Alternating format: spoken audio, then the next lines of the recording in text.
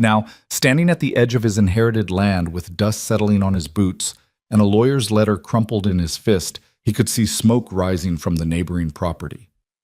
Her property. Clara Bennett. The name alone still cut deeper than any knife he'd carried across 3 territories. She was supposed to be gone, married, safe from the choice he'd made. But the lawyer's words echoed, "The widow lives adjacent to your father's eastern boundary." Widow.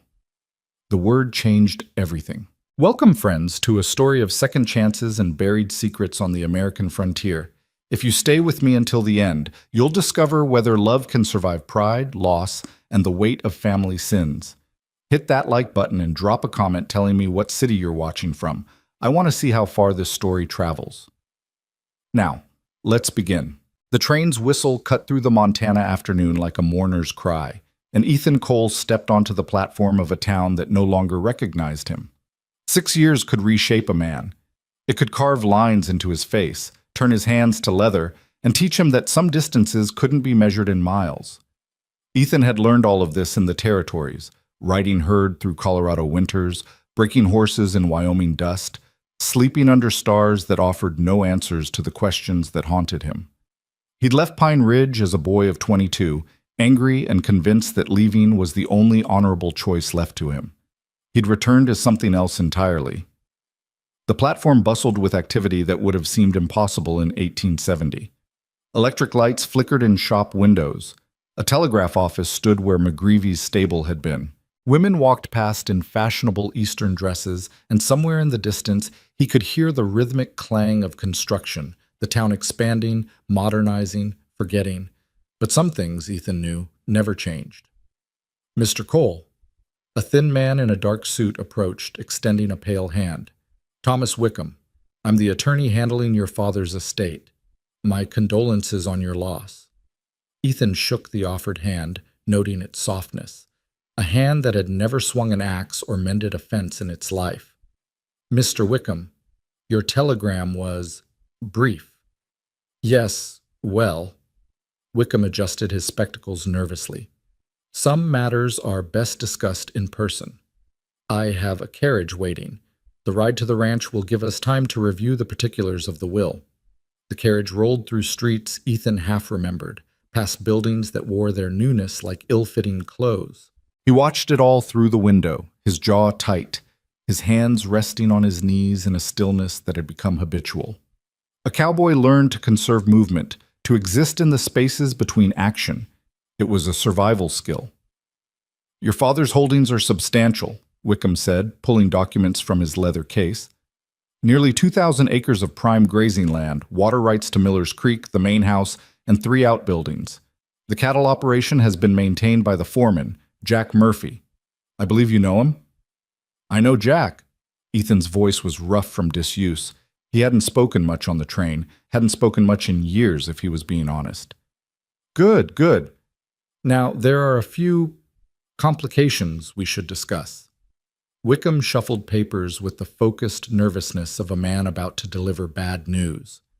"Your father made several significant changes to the property in the years before his death.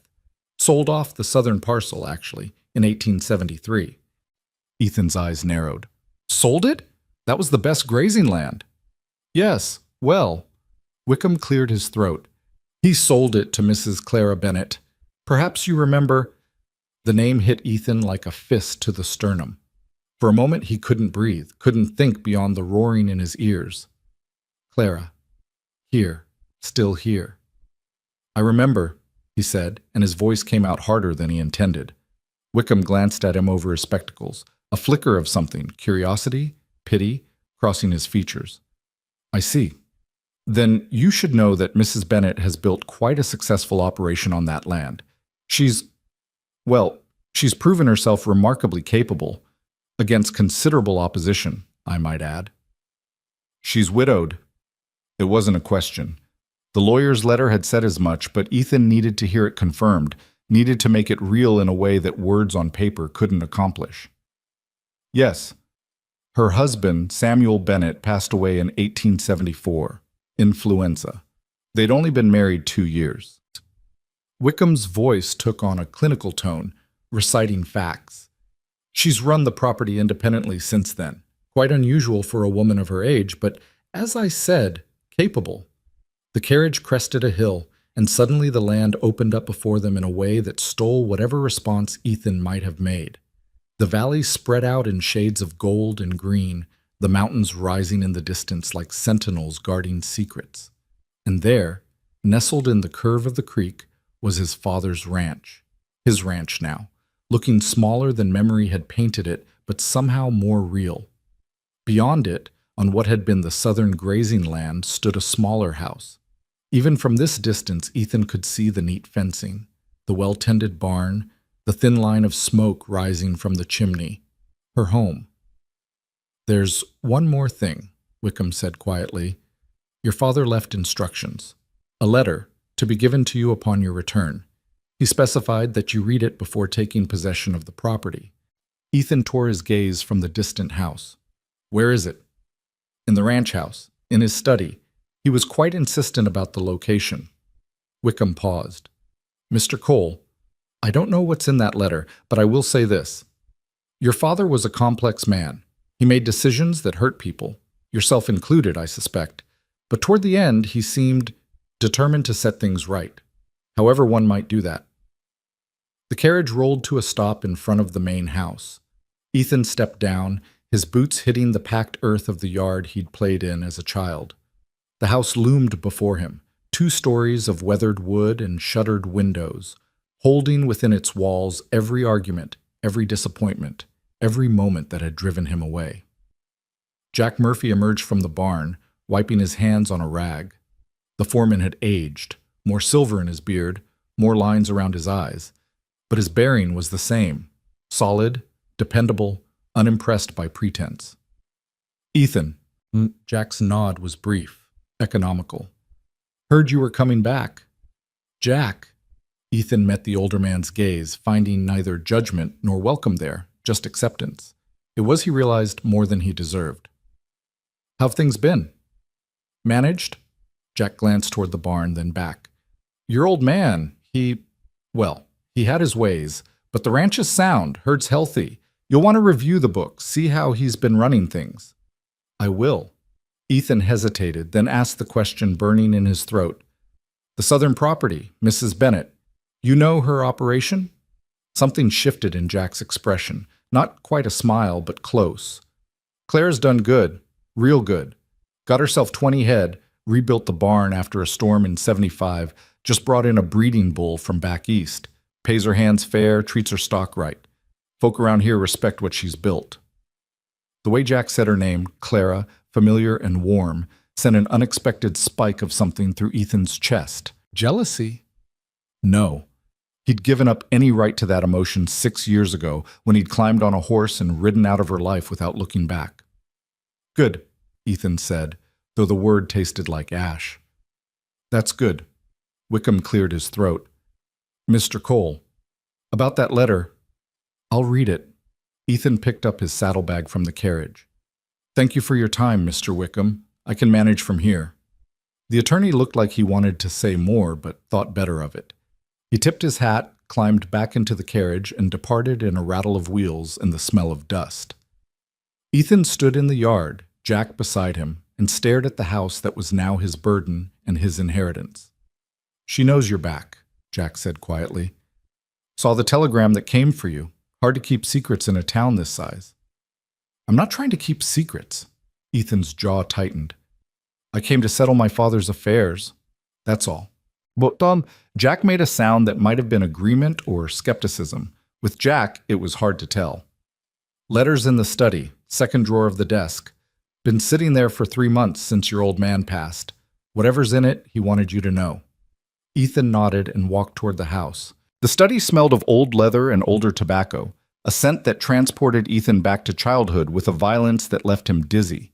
This had been his father's sanctuary, the place where Robert Cole had dispensed judgment and maintained the iron control that had ruled the ranch and everyone on it. Ethan had hated this room and missed it. The contradiction sat heavy in his chest as he moved to the desk. The letter was exactly where Jack had said it would be, in a sealed envelope bearing his name and his father's precise script. Ethan held it for a long moment, weighing more than paper. Then he broke the seal. Ethan, if you're reading this, I'm dead and you've come home. I don't know if those two facts are connected, if my death was necessary for your return, but I suspect they are. I was never good at admitting fault while I drew breath, so perhaps this is the coward's way. Apologizing when I can't be called to account. There are things you need to know. Things I should have told you years ago, before I drove you away with my pride and my fear. Your mother didn't die in childbirth, as I told everyone. She died 3 months after you were born, but not from complications. She took her own life.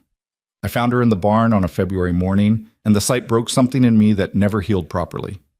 I learned later, too late, that she'd suffered from what the doctors call melancholia, a darkness of the mind that she'd hidden from everyone, including me, especially me. She'd smile and function and care for you, and then she'd weep alone in our room where she thought no one could hear. I was too blind, too busy with the ranch, too certain that strength meant silence.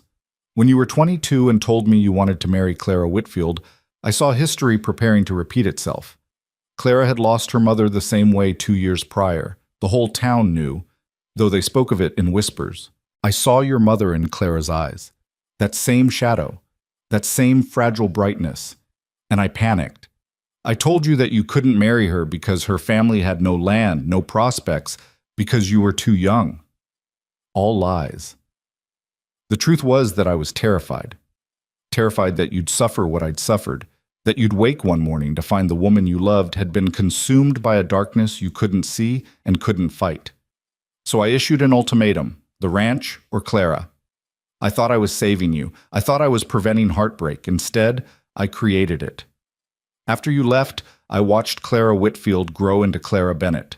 I watched her marry Samuel, watched her grieve him, watched her build a life that defied every doubt I'd ever had. She wasn't fragile. She was steel wrapped in grace, and she never needed saving, least of all from herself. I sold her the southern parcel in 1873. I told myself it was good business, but it wasn't. It was penance. Insufficient penance, but all I could offer. I helped her rebuild after the storm, loaned her money for her breeding stock, and made sure the men in town treated her operation with respect, though truthfully, she earned that herself. I named the Eastern Creek boundary after her. On the property maps, it's called Clara's Run now. The surveyors thought I was being sentimental. They were half right. Son, I'm not asking for forgiveness. I don't deserve it.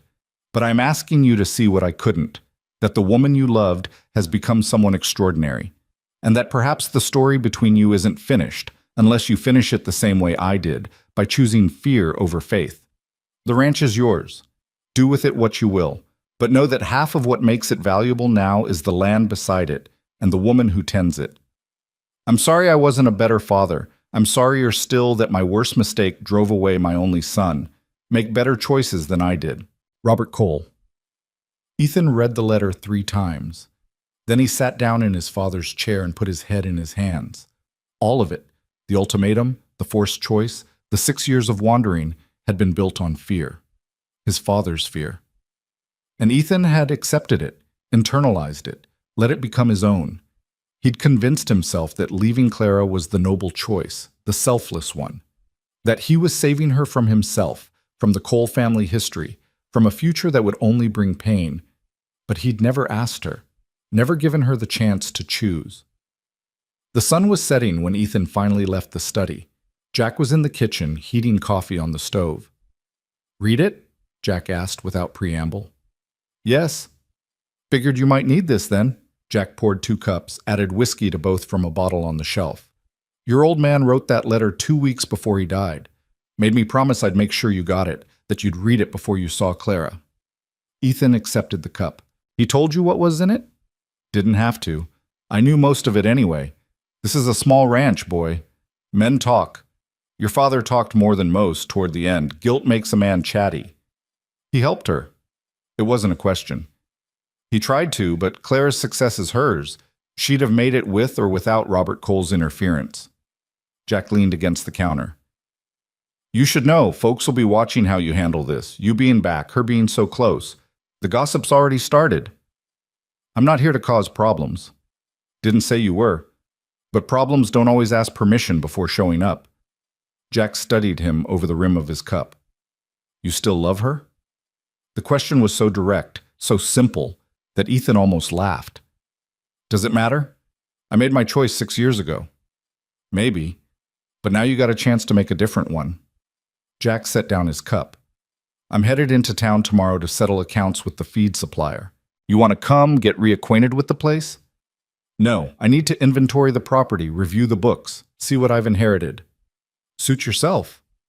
Jack moved toward the door, then paused. Fair warning, Clara rides out most mornings to check her herd, follows the creek line, usually around dawn, just so you know where not to be if you're wanting to avoid her. Ethan said nothing, but they both knew he'd heard. He woke before dawn, dressed in the dark, and walked out to the eastern boundary of the property as the sky turned from black to gray. Clara's run. The creek was low this time of year, more a trickle than a flow, but the grass along its banks was thick and green. Good grazing land. His father had been right about that. About a lot of things, apparently. Ethan settled onto a boulder that overlooked both properties, his own and Clara's, and waited. The sun was just breaking the horizon when he saw her. She rode a bay mare with the easy confidence of someone who'd spent years in the saddle, sitting the horse like she'd been born to it. Her dark hair was pulled back in a practical braid, and she wore a split riding skirt and a simple white blouse, work clothes, not the fancy dress he'd seen on the women in town. She moved with purpose, checking fence lines, studying her herd with an attention that spoke of care and competence. She'd always been beautiful, but this was different. The Clara he'd known at 16 had been lovely in the way of wild roses, soft and sweet and slightly fragile. This woman was something else. There was strength in the line of her shoulders, determination in the set of her jaw. Life had tested her, and she'd answered by becoming unbreakable. Ethan watched her work for 20 minutes, hidden by the boulder and the long shadows of morning. He told himself he was just observing the property, evaluating the neighboring operation. But that was a lie, and he'd never been good at lying to himself. He was memorizing her. The way she sat her horse, the efficiency of her movements. The moment she paused to look out over her land with an expression that might have been pride or might have been determination or might have been both. She never looked his direction, never sensed him there. And when she finally turned her horse back toward her ranch house, Ethan remained on the boulder, watching her ride away. The sun was fully up by the time he returned to his own house. Jack was already in the barn, mucking out stalls, and he gave Ethan a knowing look that said everything without words. "Thought you weren't going to the boundary," Jack said mildly. "Changed my mind." "Uh-huh." Jack returned to his work. Clara's got 2 hired hands. Brothers, Mexicans, good workers. Miguel and Carlos Reyes, they've been with her since she bought the place. You'll probably run into them around the property line.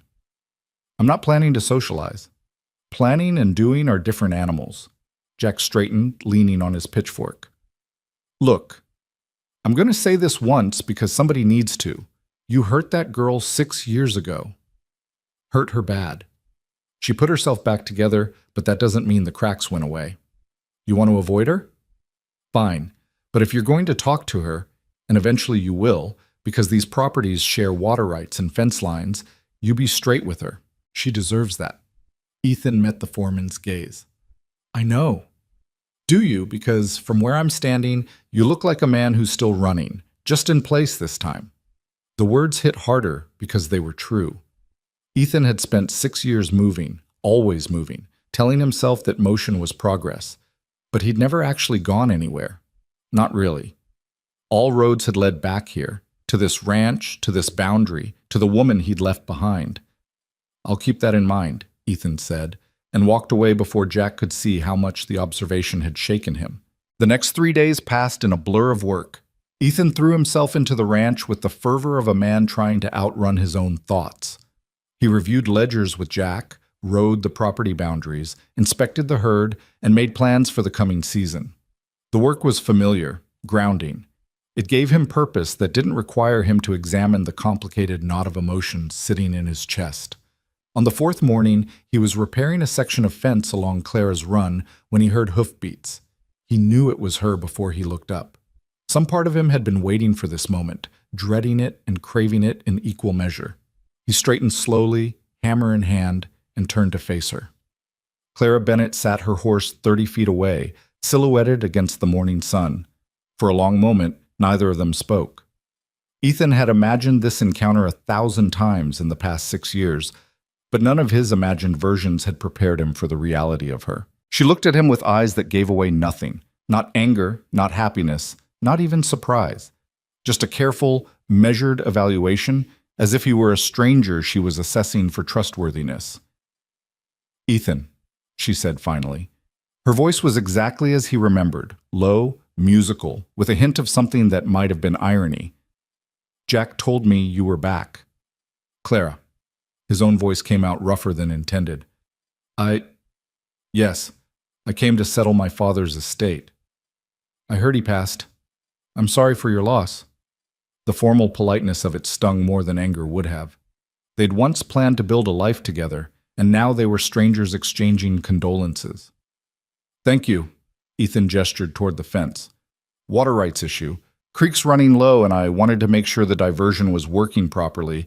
Didn't want to impact your access." "I appreciate that."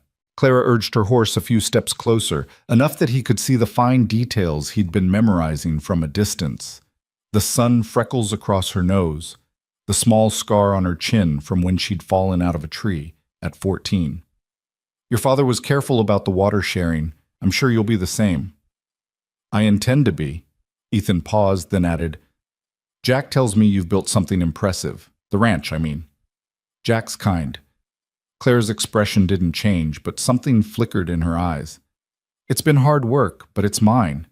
That counts for something." Mine. The emphasis was subtle, but unmistakable. She wasn't just talking about the ranch. "I'm sure it does." Ethan wanted to say more, wanted to apologize, explain, ask 1,000 questions, but the words stuck in his throat. What right did he have to any of that? He'd made his choice. He'd left. Clara seemed to sense his struggle. She gathered her reins, preparing to leave, and in that moment, Ethan understood that if he let her ride away without saying something real, something honest, the distance between them would only grow. "Clara, wait!"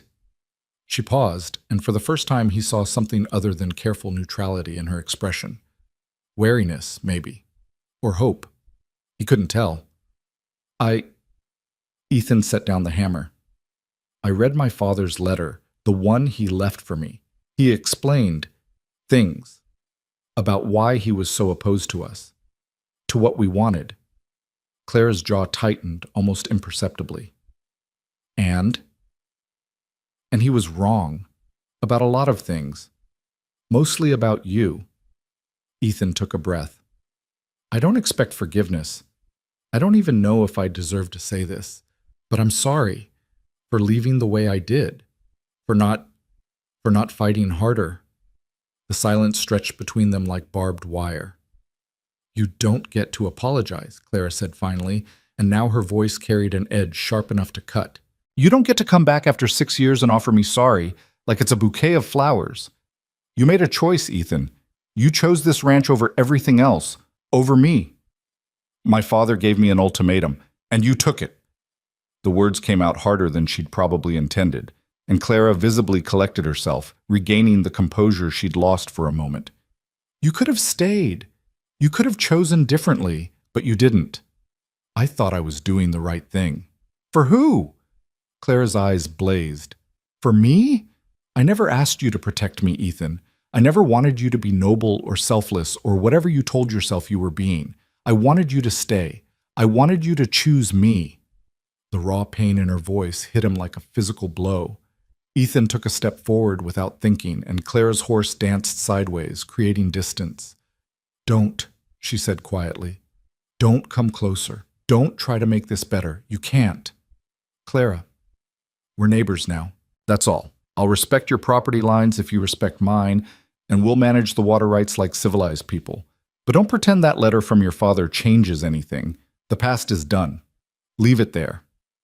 She turned her horse with a practiced motion and rode away before Ethan could find words that weren't inadequate. He stood by the creek for a long time after she'd disappeared, the morning sun warming his shoulders, the sound of flowing water the only commentary on what had just transpired. Jack found him there an hour later.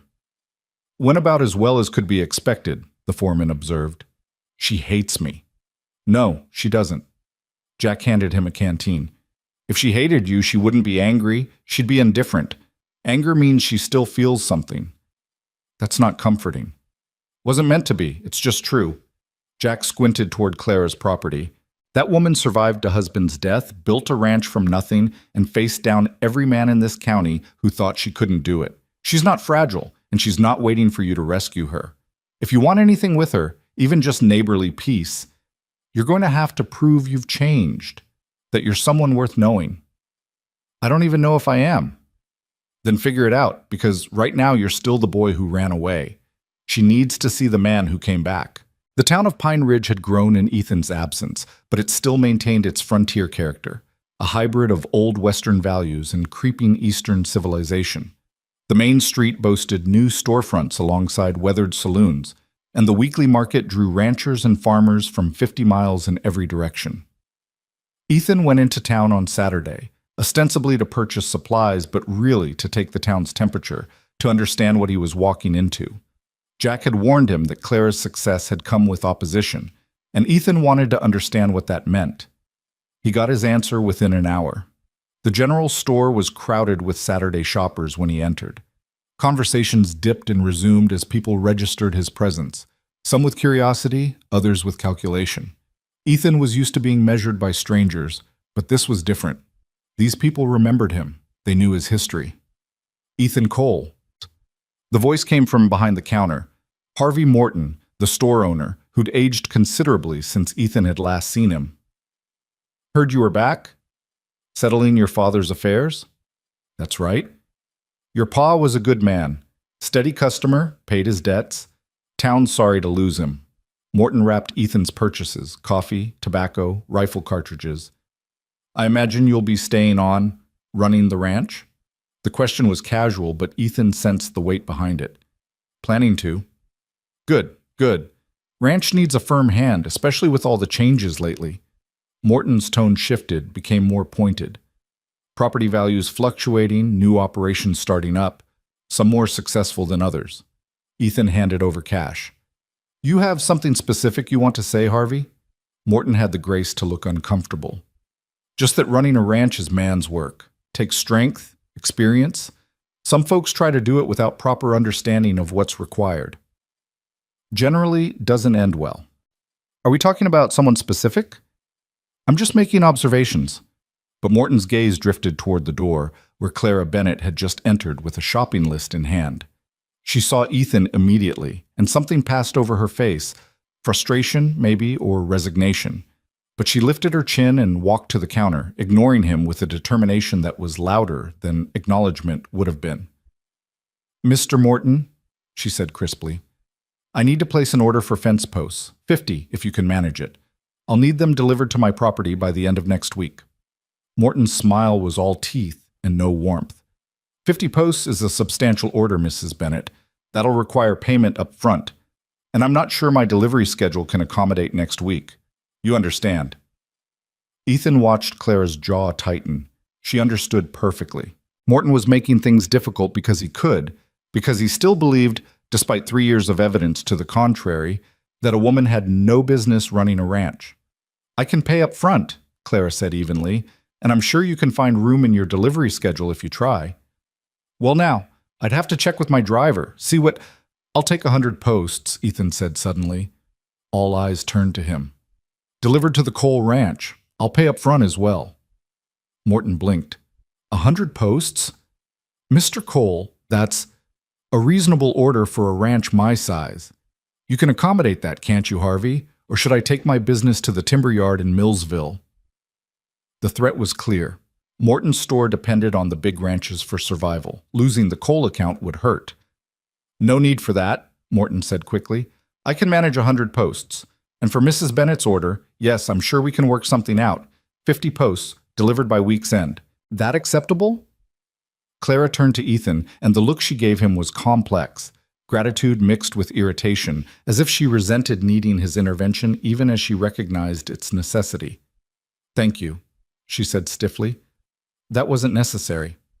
I know. Ethan kept his voice low. But it shouldn't be necessary for you to fight for basic service, either. It's always necessary. Clara turned back to Morton.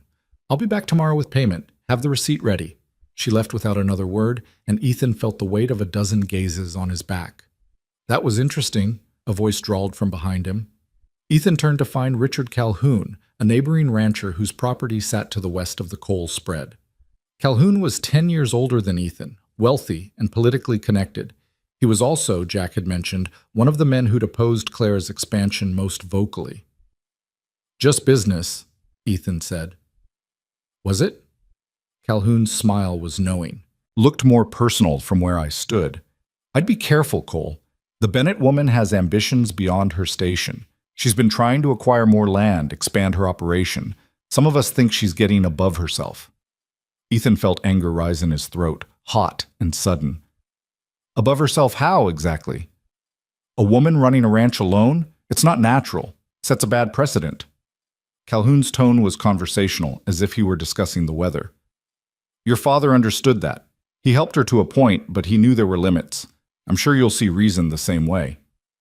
My father, Ethan said carefully, recognized capability when he saw it.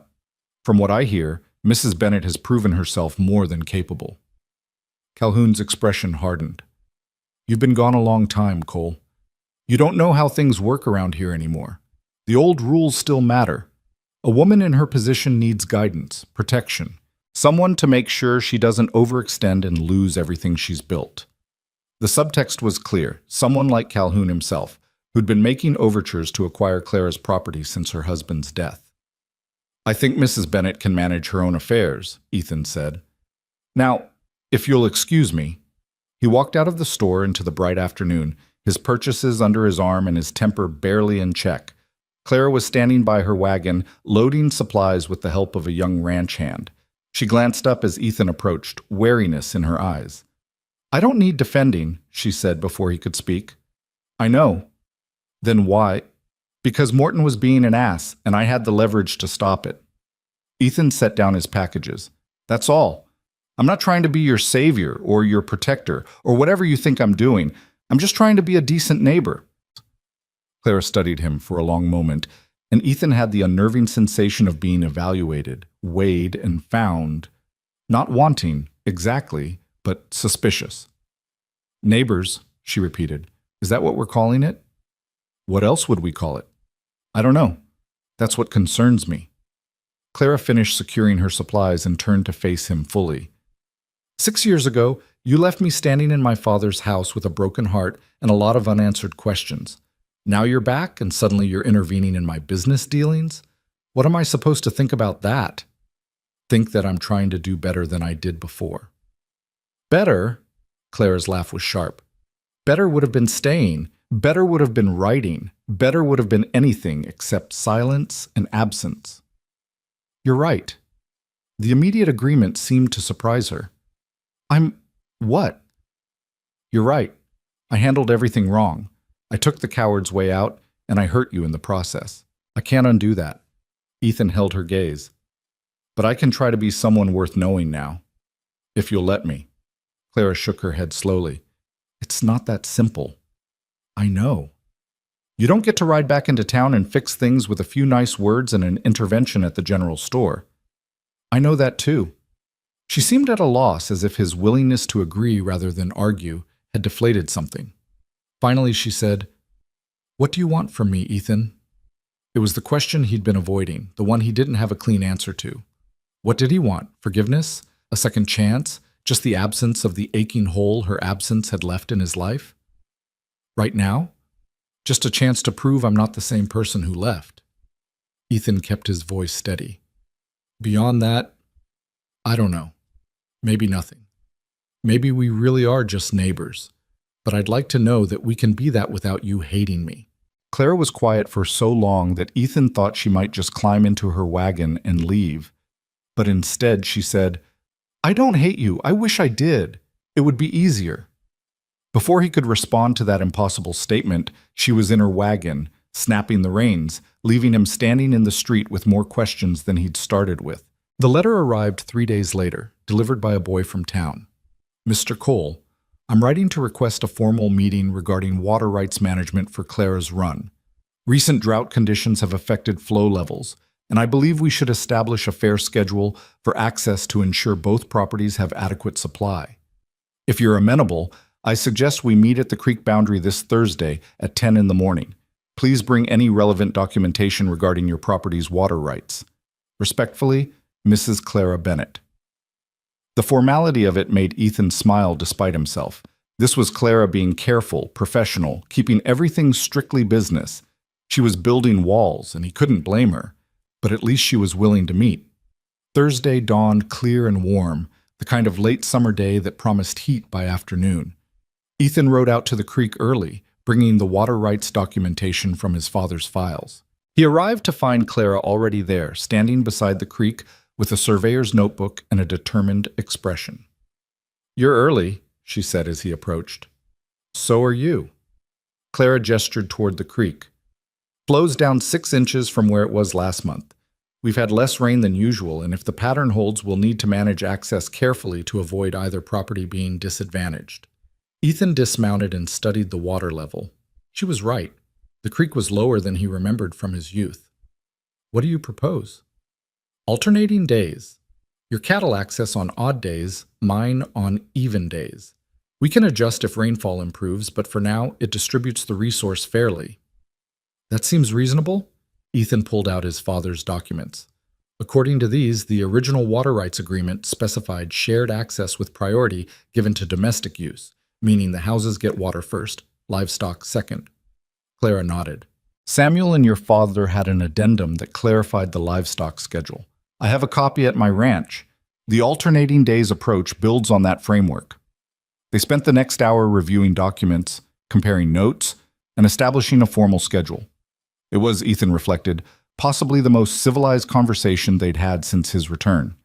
The structure of business gave them safe ground, a way to interact without navigating the minefield of their personal history. But as they finished and prepared to leave, Clara surprised him by saying, "Your father helped me a great deal after Samuel died. I don't know if I ever properly thanked him." Ethan looked up from the documents he was gathering. "He mentioned it in his letter." "What else did he mention?" The question was careful, but Ethan sensed genuine curiosity beneath it. Clara wanted to know what his father had said, what truths had finally been spoken after so many years of silence. "That he misjudged you," Ethan said quietly. "That he let fear guide his decisions, and that by the time he realized his mistake, he'd already done damage that couldn't be easily repaired." Clara absorbed this. "He told me once after the storm in '75 that he regretted many things. He never specified what. I always wondered if you were part of that list." "I was the primary entry, I think." Ethan met her eyes. "He thought he was protecting me from repeating his mistakes. Instead, he ensured I'd make new ones." "By leaving?" "Yes." Clara turned to look out over her property, at the land she'd claimed and cultivated through sheer determination. "Do you know what the hardest part was? Not that you left, though that was hard enough. It was that you didn't trust me to have a say in the decision. You just decided what was best and acted on it, like I was something to be managed rather than someone to share choices with." The words hit home because they were true. Ethan had convinced himself that leaving was noble, selfless, that he was sacrificing his happiness for Clara's well-being. But underneath that narrative had been an assumption that he knew what was best, that his judgment superseded her agency. "You're right," he said. "I didn't give you a choice. I made one for both of us." "Why?" "Because it was easier than risking you choosing differently, than risking—" He trailed off, unsure how to finish. "Risking what?" Clara's voice was softer now, genuinely asking rather than challenging. "Everything," Ethan admitted. "Risking that we'd build something together and then lose it. That I'd fail you the way my father failed my mother. That loving you would lead to losing you in a way I couldn't survive." Clara was quiet for a long time. When she finally spoke, her voice carried a weight that suggested she'd been carrying this truth for a while. "You did lose me, Ethan, just in a different way. The one you chose." The statement sat between them, undeniable and painful. "I know," Ethan said, "and I can't undo it. But maybe we can build something different now." Not what we had before. That's gone. But something new. Something based on who we actually are, rather than who we were. Clara turned to him, and the sunlight caught her face in a way that made his breath catch. She was so beautiful it hurt. But more than that, she was real, solid and present, and undeniably herself in a way that the memory he'd carried for 6 years had never quite captured. "I don't know if I can do that," she said honestly. "Trust you again, I mean. I don't know if I'm brave enough." "Then don't trust me yet. Just don't shut the door completely. Give me a chance to earn it back, however long that takes." Clara studied him, and Ethan could see her weighing the offer, calculating the risk. Finally, she said, "We're neighbors. We have business interests that overlap. We can start there." "But Ethan, I won't be hurt again. If this is going to work in any capacity, you need to be honest, even when it's hard, especially when it's hard." "I can do that." "Can you?" The question wasn't challenging, just genuinely uncertain. "Because the Ethan I knew 6 years ago ran when things got difficult. I need to know if you're different now."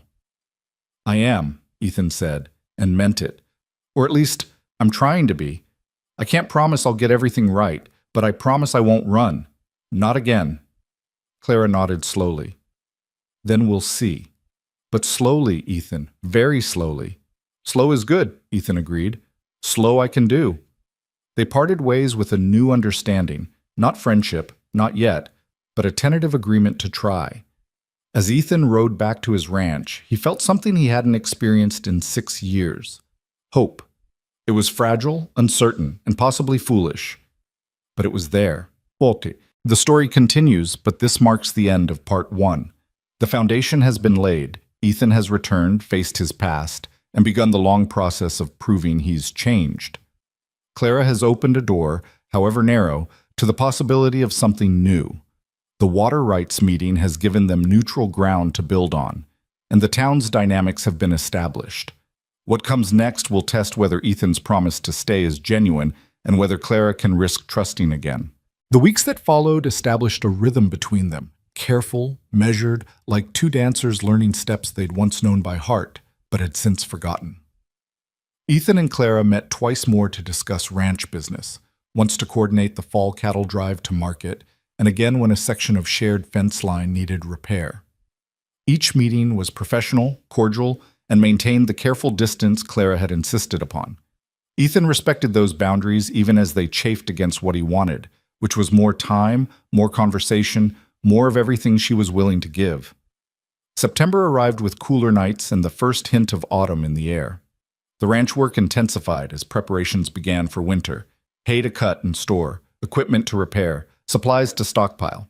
Ethan threw himself into the labor with a focus that impressed even Jack, who'd seen 3 decades of ranch work and knew the difference between a man working and a man running from his thoughts. "You're going to work yourself into the ground," Jack observed one evening as Ethan came in from the fields well after dark, his shirt soaked with sweat despite the cooling temperatures. "Just getting things in order." Ethan washed his hands in the basin, scrubbing away the day's grime. "Your father had a crew of 4 men. You're trying to do it with me and occasional help from the Reyes brothers when Clara can spare them." Jack handed him a towel. "Pride's admirable and all, but it don't mend fences faster. I'll hire more hands when I can afford it. Right now, the accounts are tight." It was true, though Ethan hadn't wanted to admit it. His father's books had revealed an operation running at a slim margin with several outstanding debts and equipment that needed replacing. The ranch was solvent, but barely. Making it profitable would require smart decisions and hard work, more of the latter than Ethan had anticipated. Jack leaned against the doorframe, studying him. "You know, your father made a deal with Clara last spring. She needed hands for branding season. He needed someone to fix his equipment. They worked out a trade. Her mechanical skills for his labor. Saved both of them money." Ethan looked up sharply. "Clara fixes equipment?"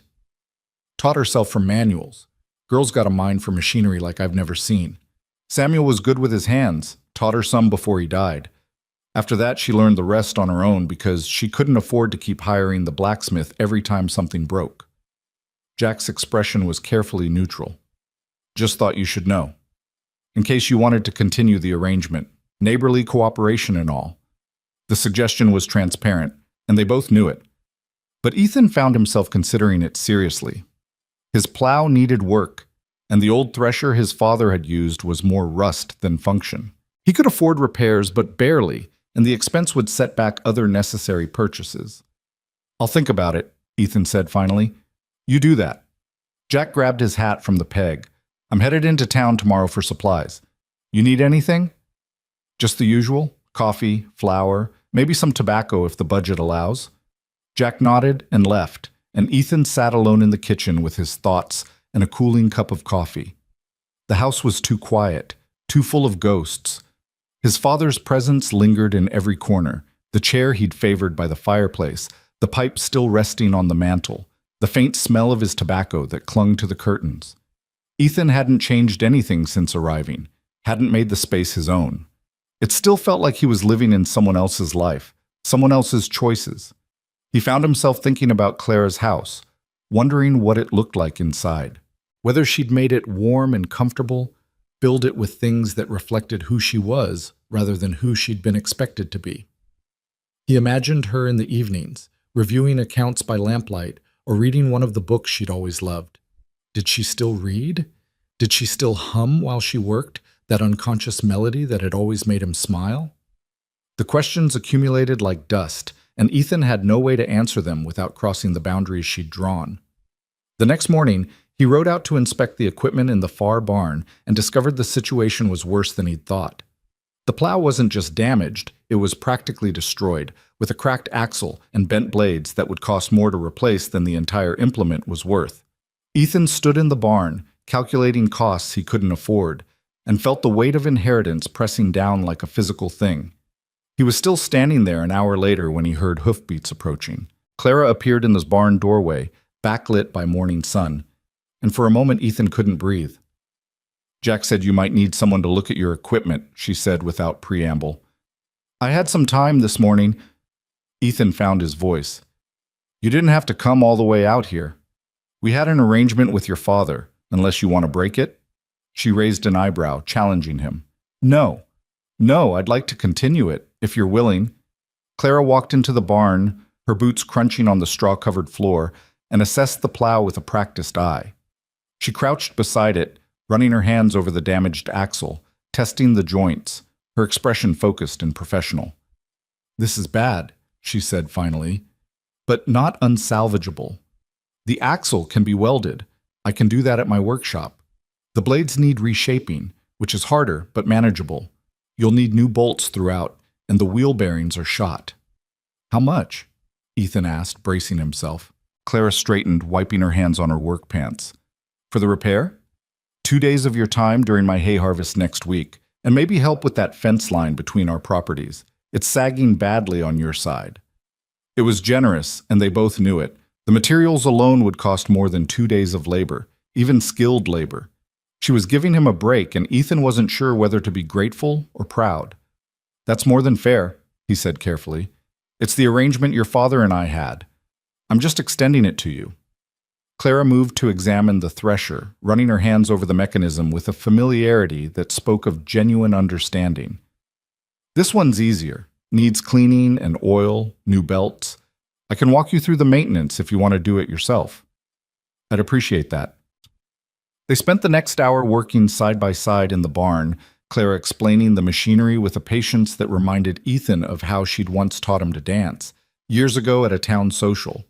She'd been 16 and laughing, guiding his clumsy feet through the steps, and he'd been too dizzy with love to focus on anything but the way her hand felt in his. Now she was teaching him again, but the context was different. This was practical knowledge, survival skills, the kind of education that meant the difference between a functioning ranch and a failing one. "You really learned all this on your own?" Ethan asked as Clara demonstrated how to tension a belt properly. "Necessity is an excellent teacher." Her tone was matter-of-fact. "When Samuel died, I had 2 choices: sell the ranch and go back east to live with my aunt, or figure out how to make it work. I chose to figure it out." "Why?" "It would have been easier to sell." Clara looked at him, and something flickered in her expression. Not anger, but a fierce determination that was almost frightening in its intensity. "Because it was mine. because everyone said I couldn't do it, because I needed to prove. She stopped, seeming to reconsider her words. I needed to prove it to myself, that I was capable of more than just being someone's daughter or someone's wife, that I could build something that belonged to me. Ethan understood then that her success wasn't just about the ranch. It was about autonomy, about claiming a space in a world that wanted to keep her confined to predetermined roles. She'd fought for every acre, every fence post, every head of cattle, not because she needed to, but because she'd decided she would. You did more than prove it, he said quietly. You built something remarkable. Claire's expression softened slightly. Thank you. That means something, coming from you. Does it? You always saw me clearly. Even when we were young, you never treated me like I was fragile or needed protecting. You just saw me. I think that's part of why it hurt so much when you left, because I thought if anyone would understand that I could handle hard things, it would be you. The honesty of it stole Ethan's response. He wanted to explain, to defend his younger self's choices. But what defense was there? She was right. He'd claimed to be protecting her, but really, he'd been protecting himself from the fear of losing her. I was wrong, he said simply, and I'm sorry. Not just for leaving, but for not trusting you to make your own choices about what you could handle. Clara studied him for a long moment, and Ethan had the sense of being evaluated again, measured against some internal standard she'd developed in his absence. I believe you, she said finally. I don't know what to do with that belief yet, but I believe you. It was, Ethan realized, more than he'd hoped for. They finished with the equipment as the sun reached its zenith, and Clara wiped her hands on a rag, leaving grease smudges that somehow made her look more real, more present than any carefully maintained appearance would have. I'll come back tomorrow to start on the plow, she said.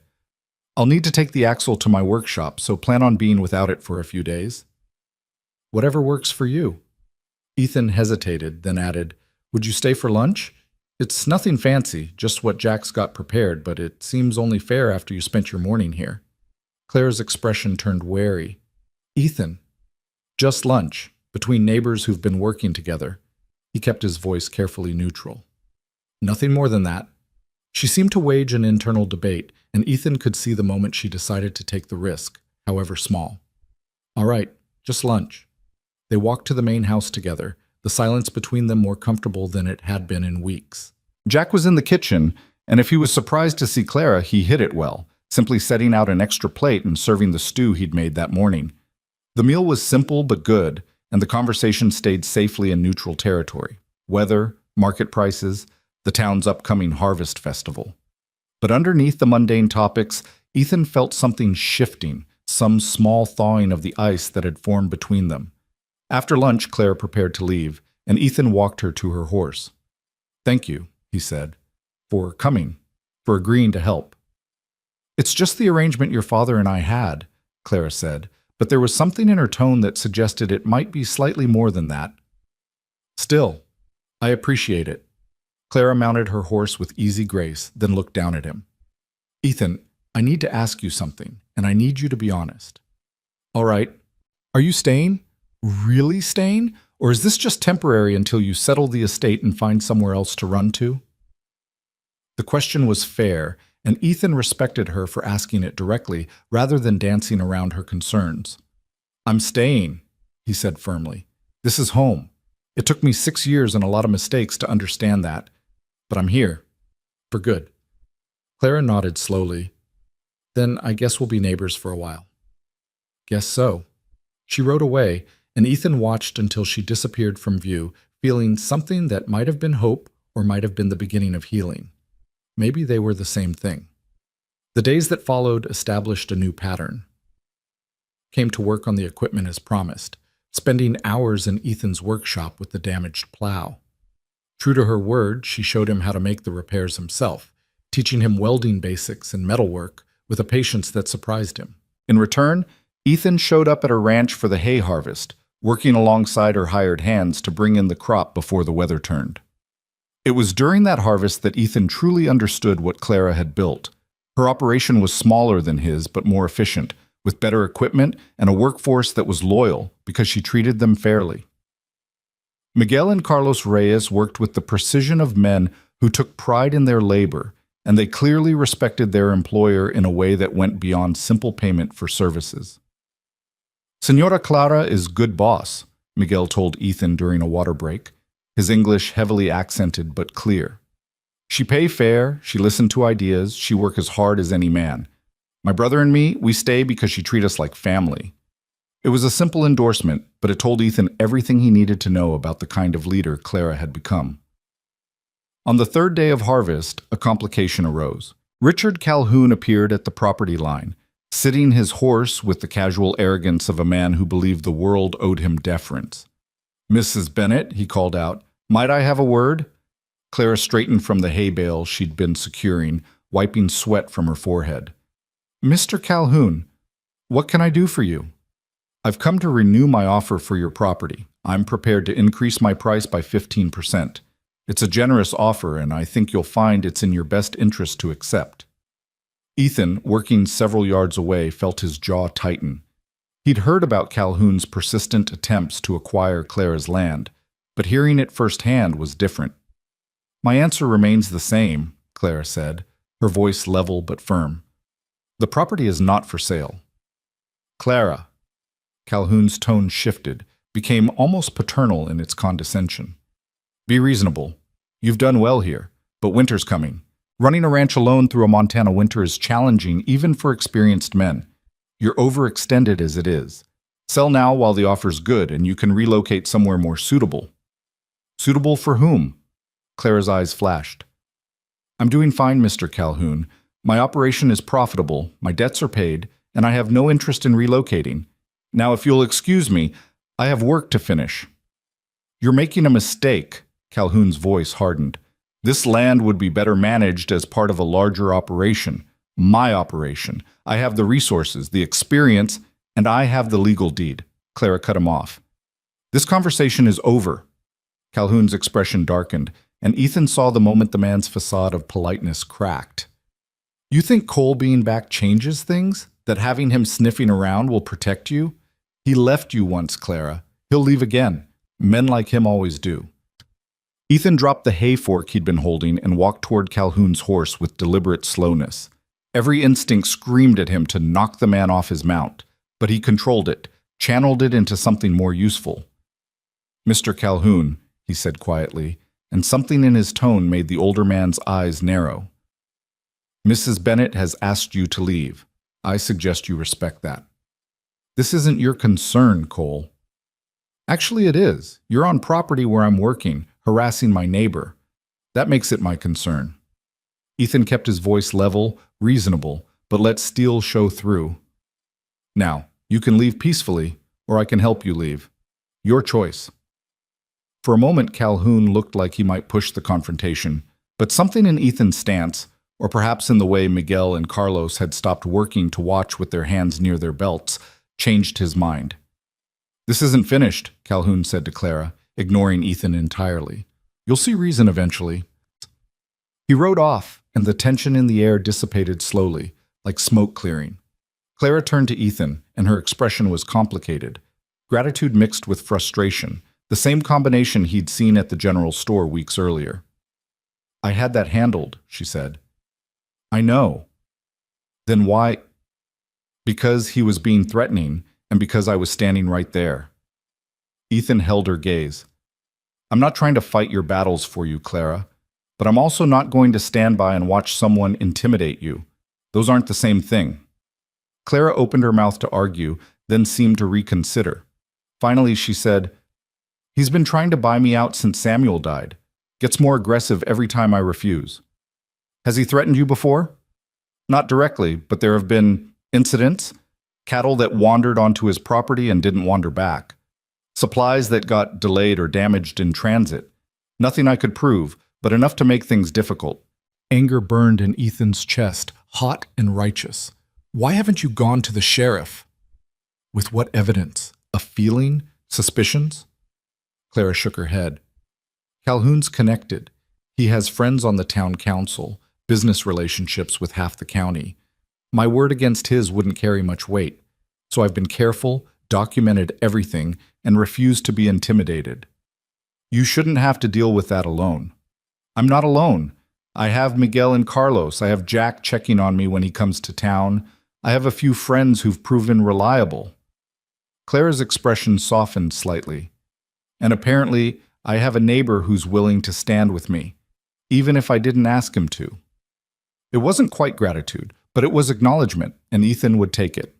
They finished the harvest as the sun set, painting the sky in shades of gold and crimson. Ethan helped Clara secure the last of the hay in her barn, and when they finally stopped working, both of them were covered in dust and exhausted in the way that only honest labor could accomplish. "Thank you," Clara said as they stood in the barn doorway, watching the last light fade. "For your help today, all of it." "It was just the arrangement," Ethan said, echoing her earlier words back to her. Clara smiled just slightly. "Was it?" "Maybe not entirely," he admitted. They stood in comfortable silence for a moment, and Ethan felt the distance between them contract just a little more. It was progress, incremental and fragile, but real. "My father's papers," Ethan said suddenly. "He mentioned helping you after the storm in '75. I've been going through his records trying to understand the full scope of the estate. There are documents I don't understand, loans forgiven, land transfers, things that don't make sense from a pure business standpoint." Clara's expression became guarded. "What are you asking?" "I'm asking what really happened between you and my father after I left. How deep did his involvement go?" It was a dangerous question, treading close to territories they'd been avoiding, but Ethan needed to understand, needed to piece together the years he'd missed. Clara was quiet for a long time, weighing her response. Finally, she said, "Your father came to see me 3 months after you left. I was not in a good place. Samuel had proposed, and I'd accepted because it seemed like the sensible thing to do. Move forward, build a life, stop waiting for something that clearly wasn't going to happen." The words cut, but Ethan didn't interrupt. "Your father told me he'd made a mistake, that he'd driven you away with his ultimatum, and that he regretted it. He said," Clara paused, choosing her words carefully. "He said that he'd been wrong about me, that he'd let fear guide his judgment, and that he wanted to make amends. He couldn't bring you back, but he could help me build the life I deserved. So he sold you the land, at a price far below market value. And when Samuel died 2 years later, when I was drowning in debt and grief, and everyone said I should sell and go back east, your father gave me a loan. No interest, no aggressive repayment schedule, just help. He said it was what he should have done from the beginning, supported me instead of trying to control the situation." Ethan felt emotions warring in his chest, gratitude toward his father for helping Clara, anger that the help had been necessary in the first place, sadness for all the wasted years. "He never told me any of this," Ethan said. "He wanted to. After you'd been gone about 3 years, he started talking about contacting you, trying to bring you home. But he didn't know where you were, and I think he was afraid. Afraid you wouldn't come back. Afraid that reaching out would just confirm that he'd lost you completely. He had lost me, until he died. The irony was bitter. He had to die before I'd come home."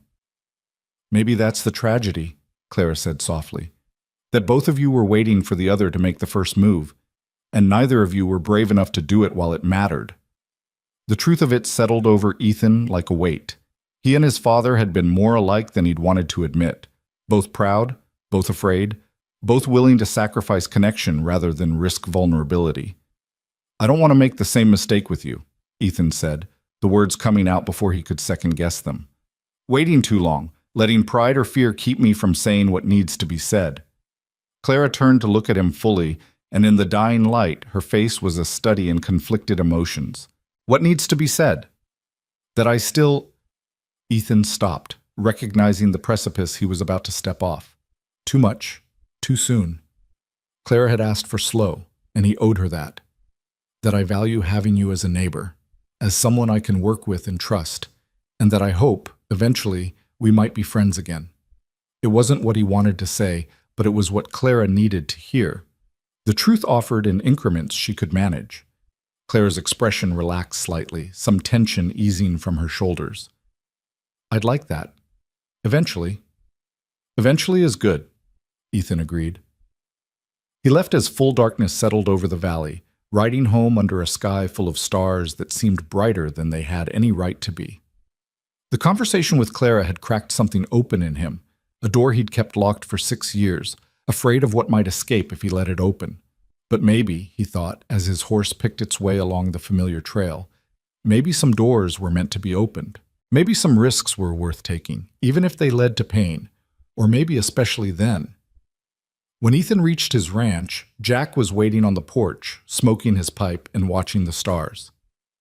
"Heard Calhoun paid Clara a visit today," Jack said without preamble. "News travels fast."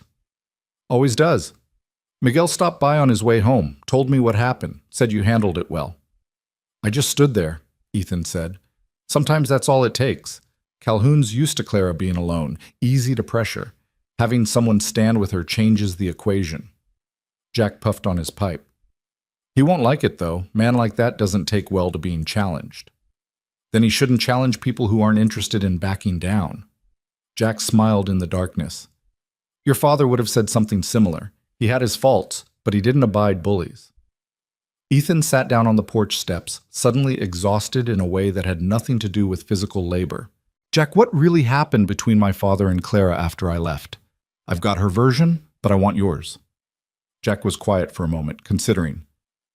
"Your father realized he'd made a mistake. Took him about 6 months, but he got there. Started trying to fix things the only way he knew how, with money and land and practical help. He couldn't bring you back. Couldn't undo the hurt he'd caused, but he could make sure Clara had what she needed to succeed. Became kind of obsessed with it, actually. Making sure she was protected, that she had resources, that the men in town treated her fair." "Was he in love with her?" "No, nothing like that." Jack's response was immediate and certain. "It wasn't about Clara specifically. It was about redemption. About proving to himself that he could do right by someone, even if he couldn't do right by you. She became a project, I guess. A way to make amends by proxy." "Did she know that?" "I think so. Clara's smart. She understood what he was doing and why. But she also needed the help, so she accepted it. They had an understanding, those two. Mutual respect built on complicated foundations." Ethan absorbed this, fitting it into the picture he'd been building of the years he'd missed. His father and Clara, forming an unlikely alliance based on shared regret and mutual benefit. It was messy and imperfect and very human. "I think he left me that letter hoping I'd finish what he started," Ethan said finally. "Not just running the ranch, but whatever he was trying to build with Clara. Some kind of bridge." "Maybe," Jack agreed. "Or maybe he just wanted you to have the truth before you had to figure everything out on your own. Either way, what you do with it is up to you." That night, Ethan lay in his father's bed, his bed now, and stared at the ceiling, his mind too full for sleep. The house creaked and settled around him, and somewhere in the distance, a coyote called to the moon. He thought about Clara alone in her house, probably reviewing accounts or reading by lamplight. He thought about Calhoun and his persistent harassment. He thought about his father's letter and the weight of inherited regrets. And he thought about the careful progress he and Clara had made, the slow thawing of ice, the tentative rebuilding of trust. It wasn't romance, not yet, but it was something, a foundation maybe, a possibility. Eventually exhaustion claimed him, and he slept. The first snow came early that year, dusting the valley in white 2 weeks before November. Ethan woke to a transformed landscape, the familiar contours of his property softened under a blanket of crystalline silence. He dressed quickly, the cold biting through the walls of the house, and went to check on the livestock before the sun fully rose.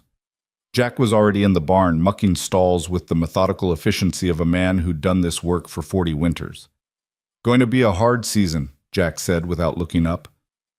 "Old-timers in town are saying it'll be the coldest in 20 years. Creek will freeze solid by January if they're right." Ethan grabbed a pitchfork and joined him. "We prepared?" "We are. Can't speak for everyone else." Jack's meaning was clear. Clara's operation was smaller, more vulnerable to the kind of brutal winter the old-timers were predicting. "She'll be fine," Ethan said, but uncertainty crept into his voice. "She's been through winters before. Not like this one's shaping up to be, and not with Calhoun circling like a vulture, waiting for her to stumble." Jack paused in his work. Might want to check on her. Neighborly concern and all. Ethan knew manipulation when he heard it, but he also knew Jack was right. He finished his morning chores and saddled his horse, telling himself this was just practical, making sure a neighbor was prepared for bad weather. Nothing more complicated than that. The ride to Clara's property took 20 minutes through the fresh snow. Smoke rose from her chimney, and he could see Miguel and Carlos working near the barn, their breath visible in the cold air. Clara herself was on the roof of her equipment shed, hammering at loose shingles with determined focus. "You're going to break your neck," Ethan called up to her. Clara looked down, and her expression cycled through surprise, wariness, and something that might have been pleasure before settling on mild irritation. "I'm being careful." "That's what people say right before they fall."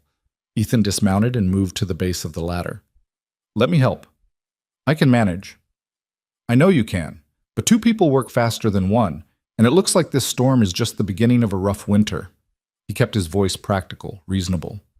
"Besides, you helped me with the equipment. Consider this returning the favor." Clara hesitated, pride warring with pragmatism, before finally nodding. "Fine, but I'm not helpless." "Never said you were." They worked together for the next 2 hours, repairing the shed roof and checking the other buildings for weather damage. Miguel and Carlos joined them, and the four of them moved through Clara's property with the synchronized efficiency of a good crew. Ethan found himself impressed again by how well Clara had organized her operation. Everything had its place. Everything was maintained, nothing was left to chance. "Your husband taught you well," Ethan said as they took a break for coffee that Carlos brought from the house. Clara's expression shifted, became more guarded. "Samuel taught me some, but most of what I know I learned after he was gone. Necessity and all that." It was the first time she'd spoken of her late husband directly to Ethan, and he sensed he was treading on delicate ground. But curiosity pushed him forward. "What was he like, Samuel?" Clara was quiet for a long moment, staring out at her land with eyes that seemed to see into the past. "He was kind, patient. He knew I didn't love him the way a wife should love a husband, and he married me anyway.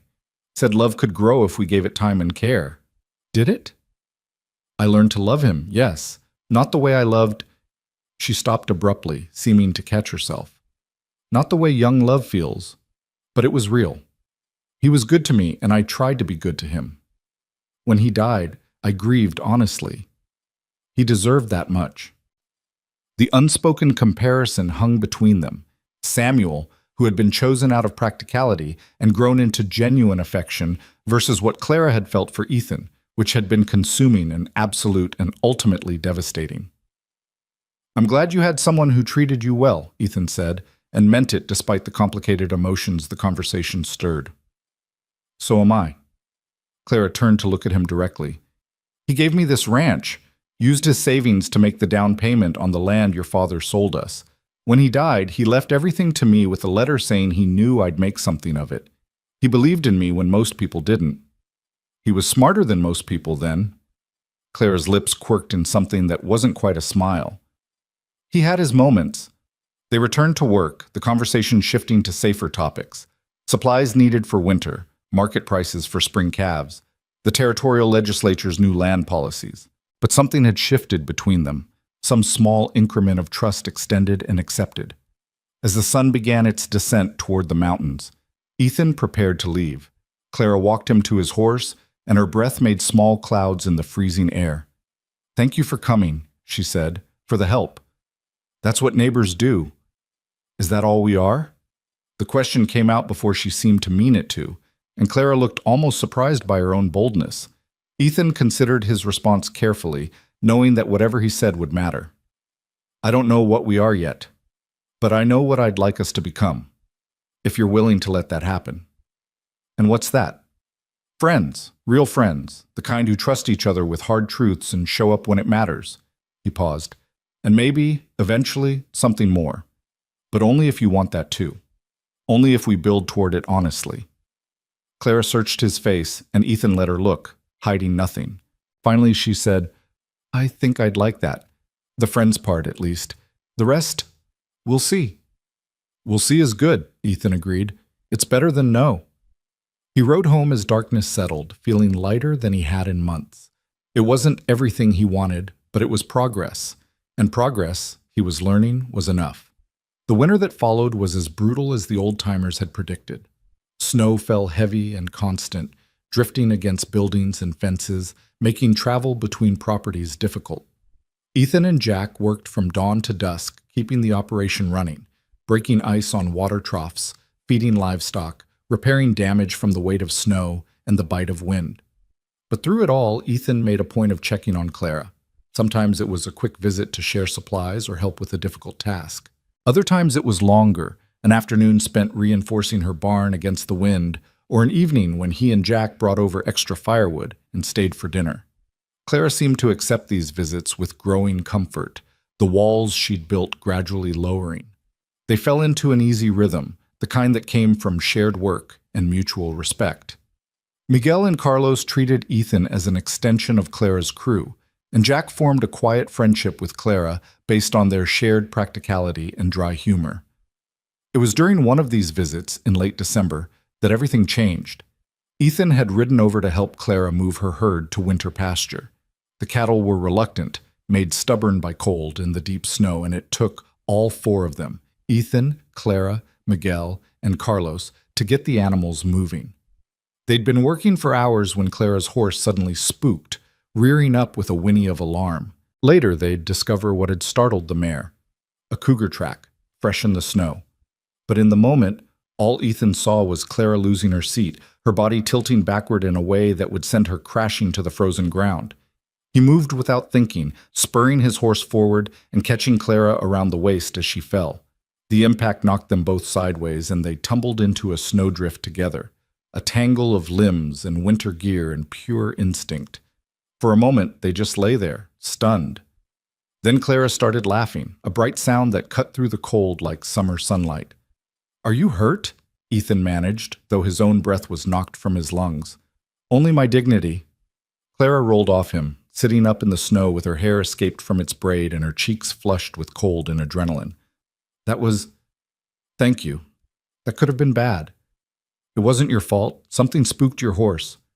Miguel had caught the runaway mare and was examining her, calling out about tracks he'd found. Carlos was checking the herd, but Ethan's attention stayed fixed on Clara, on the way her eyes sparkled with leftover fear and present amusement, on the curve of her mouth as she tried to suppress her smile.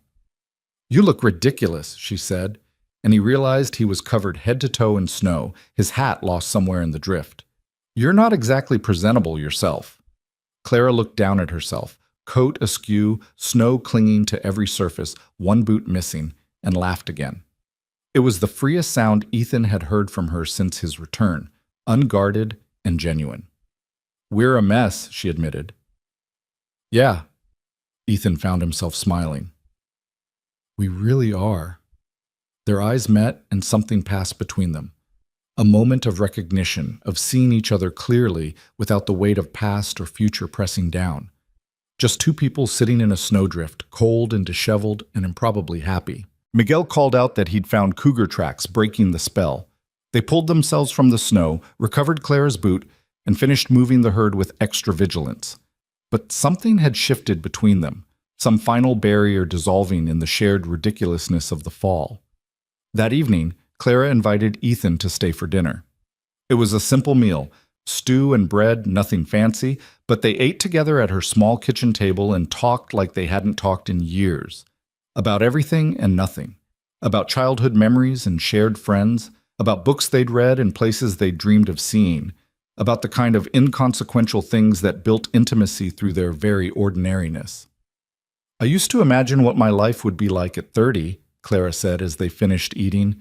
"When I was 16 and thought I knew everything about how the world worked, I thought I'd be married with children, living on a ranch somewhere, happy in a simple, uncomplicated way. And instead? Instead, I'm widowed and childless and running a ranch that takes everything I have just to keep functioning. And She paused, seeming to search for the right word. "I'm satisfied. Not happy exactly, but satisfied. I built something that's mine. That counts for more than I thought it would." "You're remarkable," Ethan said quietly. "I hope you know that." Clara's expression softened. "I'm just stubborn. There's a difference." No, there's not. Not the way you do it. She looked at him across the table, and Ethan saw vulnerability in her eyes that she usually kept hidden. Do you ever wonder what would have happened if you'd stayed? If we'd married like we planned? Every day, Ethan admitted, but I'm starting to think that maybe the question isn't useful. We can't know what would have been. We only know what is. And what is it? Two people who hurt each other learning to trust again, building something new from what's left of something old. He reached across the table, slow enough that she could pull away if she wanted, and took her hand. I think that might be worth more than what we had before, because we're choosing it now, as adults who understand what we're risking. Claire's fingers tightened around his. I'm scared, Ethan, of trusting you, of believing this is real and then discovering it's not. I'm scared too, but I'm here anyway. That has to count for something. They sat in the quiet warmth of her kitchen, hands linked across the table, and let the fear exist alongside the hope. It wasn't a grand romantic gesture. It was small and tentative and profoundly honest. When Ethan finally left, riding through the crystalline darkness back to his own ranch, he felt something he'd thought lost forever.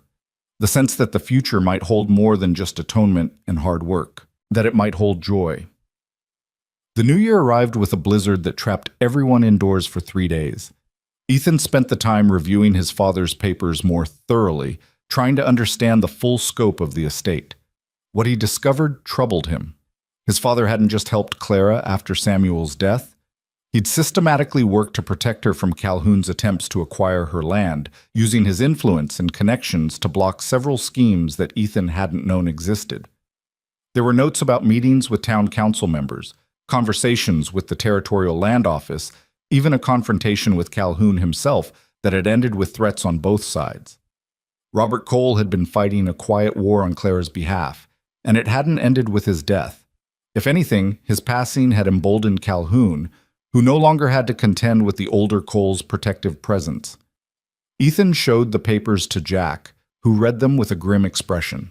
Your father knew Calhoun wouldn't stop, Jack said. That's why the letter was so urgent. He was passing the torch to you, hoping you'd continue what he started.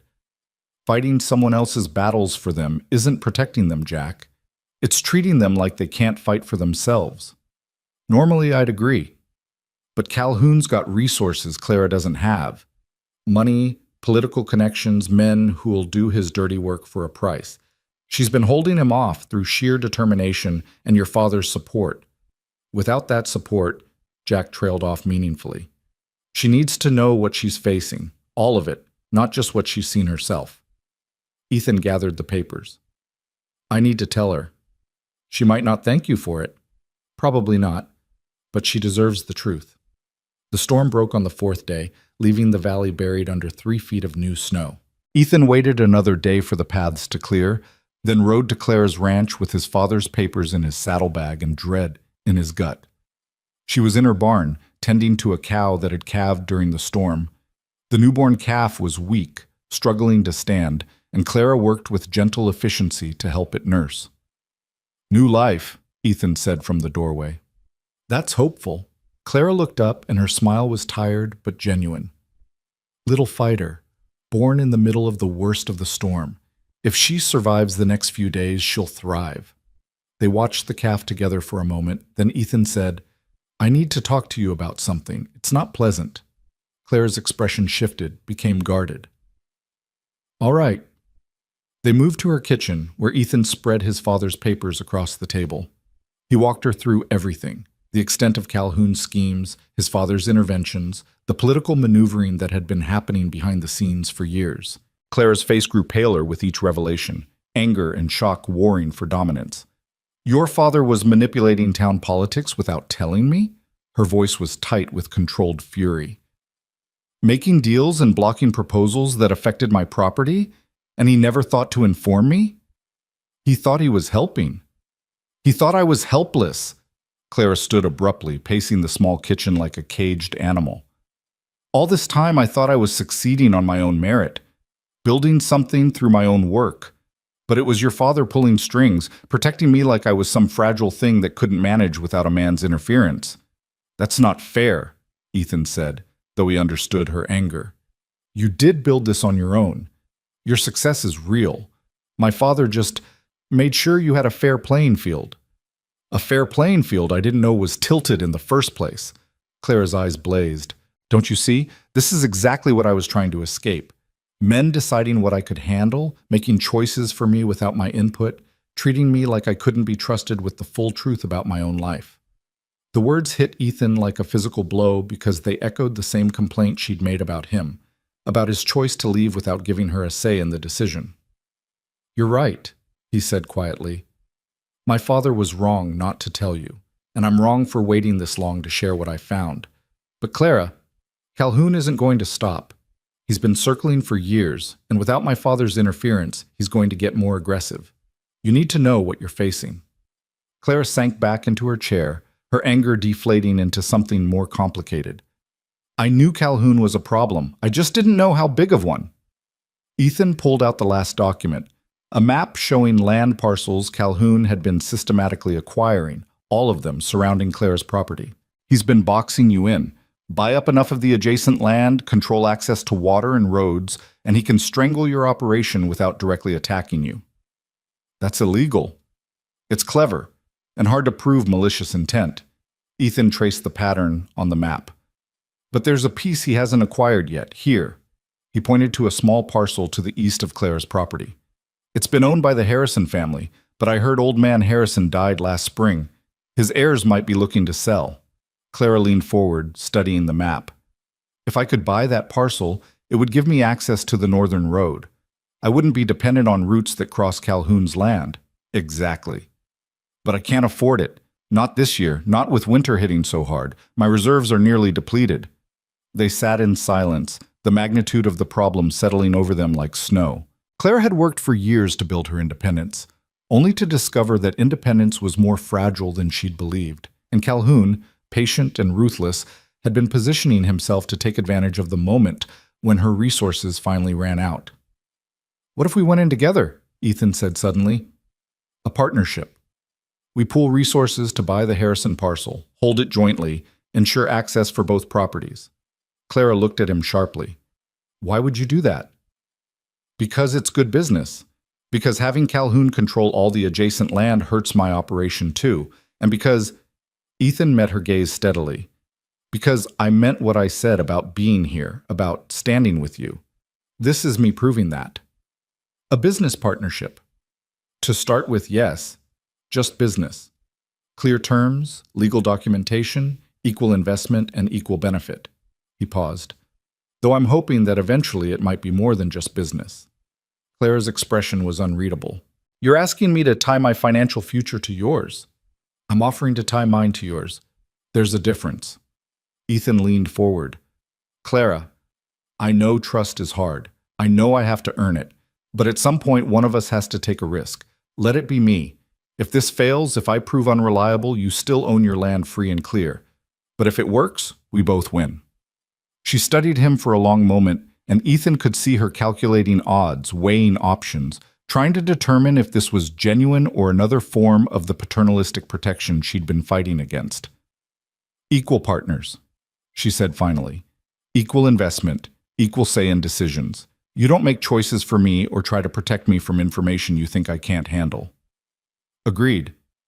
And if things go wrong between us personally, if we try for more than friendship and it doesn't work, the business arrangement stands. I won't lose my security because of romantic complications. We'll put it in writing. Ethan extended his hand across the table. Partners? Clara looked at his offered hand, at his face, searching for something. Whatever she saw must have satisfied her, because she reached out and clasped his hand firmly. Partners. They shook on it, and Ethan felt the weight of the promise settle over him. This wasn't just a business deal. It was a declaration of intent, a commitment to building something together. It was trust, tentative and cautious, but real. The next week was consumed with logistics. Ethan contacted the Harrison heirs, negotiated a price, and arranged financing. Clara reviewed every document with meticulous care, catching details Ethan had missed and suggesting amendments that strengthened their position. They worked together with surprising efficiency, their different strengths complementing each other. Ethan's connections and understanding of territorial politics balancing Clara's attention to detail and financial acumen. The partnership agreement they drafted was thorough, to the point of being excessive, but Clara insisted on covering every contingency. "Hope for the best, plan for the worst," she said, and Ethan couldn't fault the wisdom.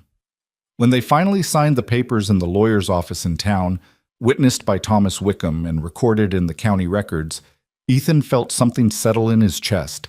This was real, permanent.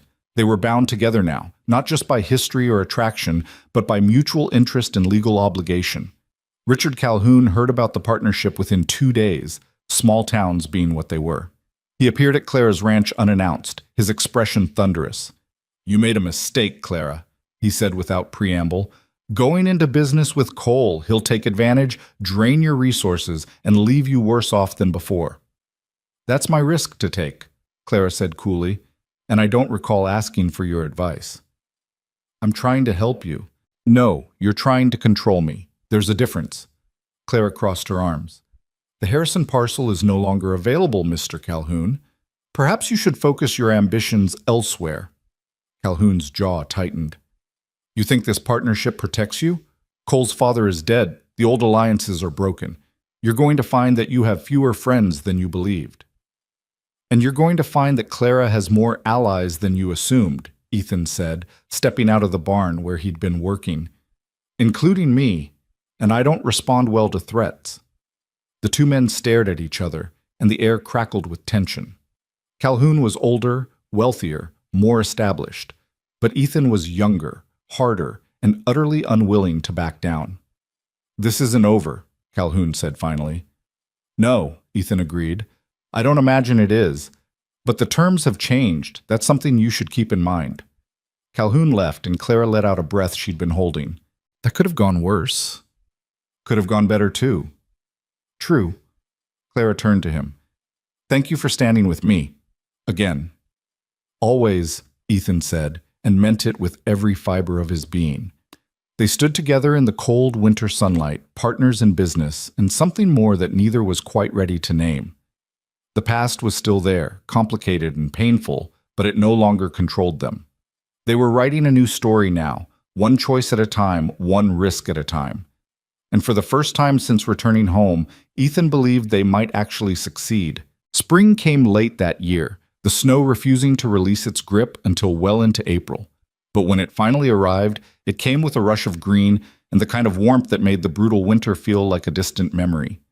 The valley transformed overnight, brown earth giving way to new grass, and the air filled with birdsong and the constant trickle of snowmelt feeding the creek. Ethan and Clara spent those first weeks of thaw working the land with a determination born of partnership and something deeper neither was quite ready to acknowledge. The Harrison parcel needed fencing, and they tackled the project together, their crews working side by side to establish clear boundaries and proper gates. Miguel and Carlos moved between properties with easy familiarity now, and Jack had taken to eating dinner at Clara's ranch as often as at Ethan's, drawn by her sharp wit and Carlos's exceptional cooking. It was during one of these joint work sessions, as they stretched wire between posts and argued companionably about the best height for the fence, that Ethan realized something fundamental had changed. They weren't just partners anymore. They were friends, real friends, the kind who could disagree without it threatening the foundation of their relationship, who could work in comfortable silence or talk for hours about nothing important. "You're smiling," Clara observed, pausing to wipe sweat from her forehead. "What's amusing?" "Nothing, just thinking that this is nice, working together." "Nice," Clara tested the word like it might be a trap. "That's a very diplomatic description. What would you call it?" She considered, her head tilted in that way she had when she was being honest, despite her instinct toward self-protection. "Surprisingly easy. I expected partnership to feel more like compromise, but this feels more like complementing. Your strengths cover my weaknesses and vice versa. Is that your way of saying you like working with me? Don't let it go to your head." But Clara was smiling, and the sight of it made Ethan's chest feel too tight for his ribs. They finished the fence as the sun began its descent and stood back to admire their work. The neat line of posts and wire represented more than just property boundaries. It was physical proof of their collaboration, their ability to build something together that was stronger than what either could have created alone. "We make a good team," Ethan said quietly. Clara glanced at him, and something flickered in her expression, acknowledgement perhaps, or the beginning of allowing herself to believe. "We do. Though I suspect that surprises you as much as it surprises me." "Why would it surprise me?" "Because 6 months ago we could barely stand to be in the same space, and now," she gestured at the fence, the land, the easy way their crews worked together. "Now this. People change. Situations change."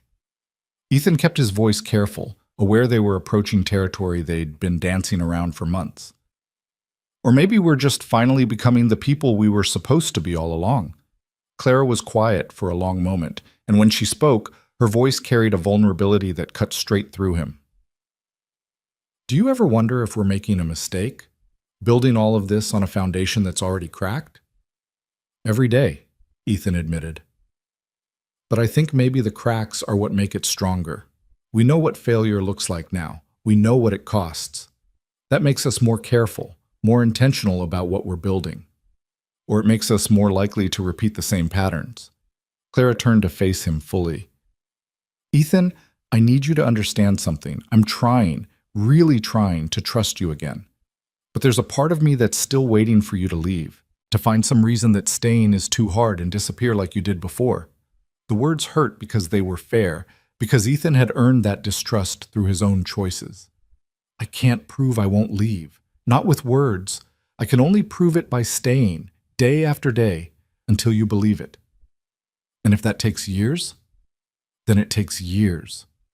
Ethan stepped closer, not touching, but near enough that he could see the gold flecks in her eyes, the small scar on her chin that he'd once kissed on a summer night that felt like a lifetime ago. "I'm not going anywhere, Clara. You're stuck with me." She searched his face, and Ethan let her look, hiding nothing. Finally, she said, "Then I suppose I'd better get used to having you around." It wasn't a declaration of love or even romance, but it was trust, tentative and fragile and impossibly precious. Ethan would take it. The town's spring festival arrived in early May, a celebration of survival through another harsh winter. The main street filled with vendors and music, children running between booths while adults gathered to trade gossip and conduct business. It was expected that everyone would attend, social obligation mixed with genuine pleasure, and Ethan found himself looking forward to it in a way he hadn't expected. Clara arrived at his ranch that morning in the wagon, dressed in a blue cotton dress that matched her eyes and made Ethan forget how to form complete sentences.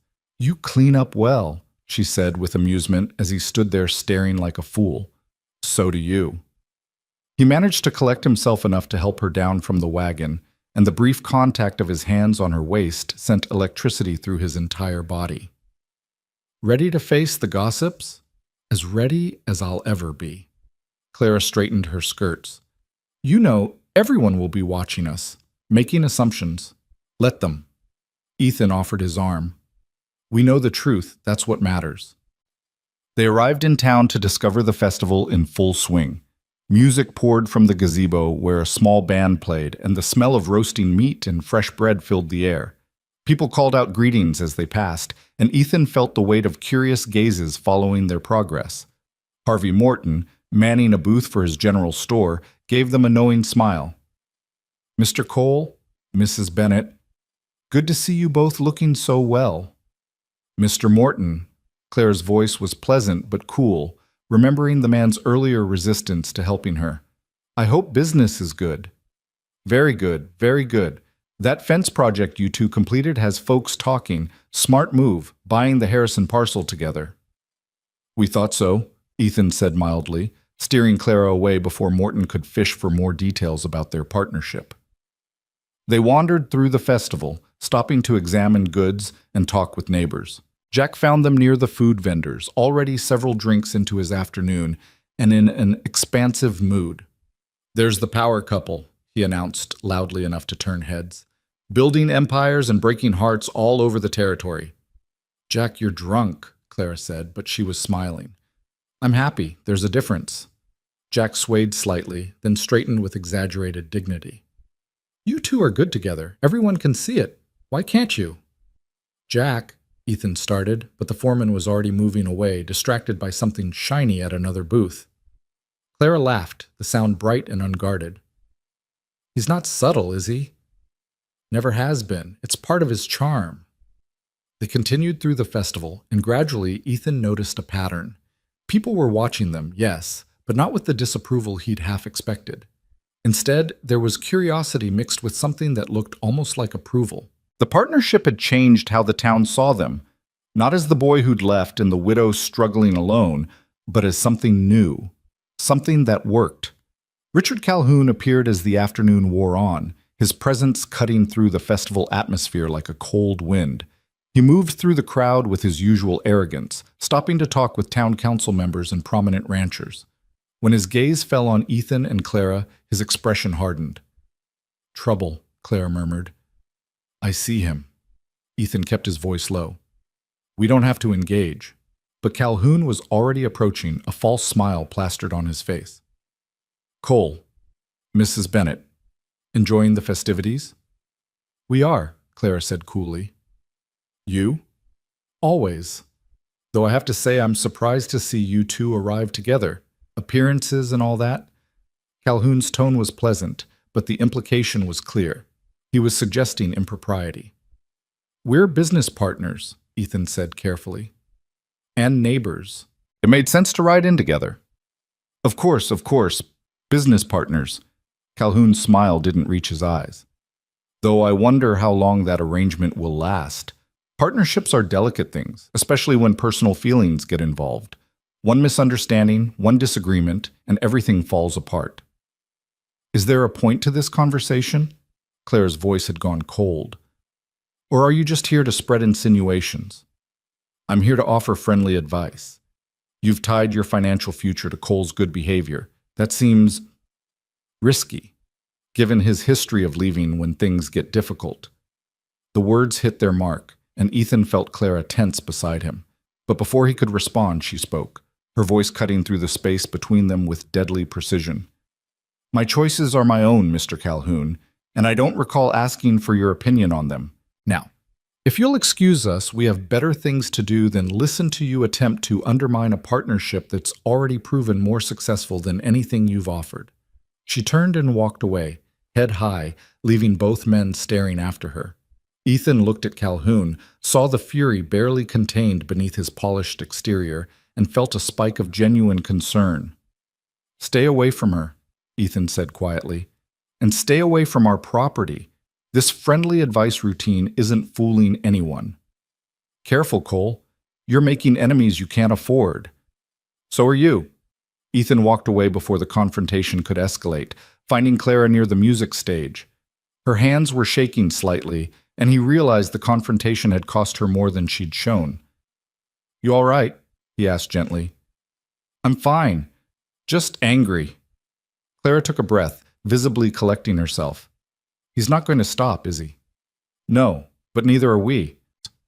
She looked at him then, and something in her expression made Ethan's breath catch.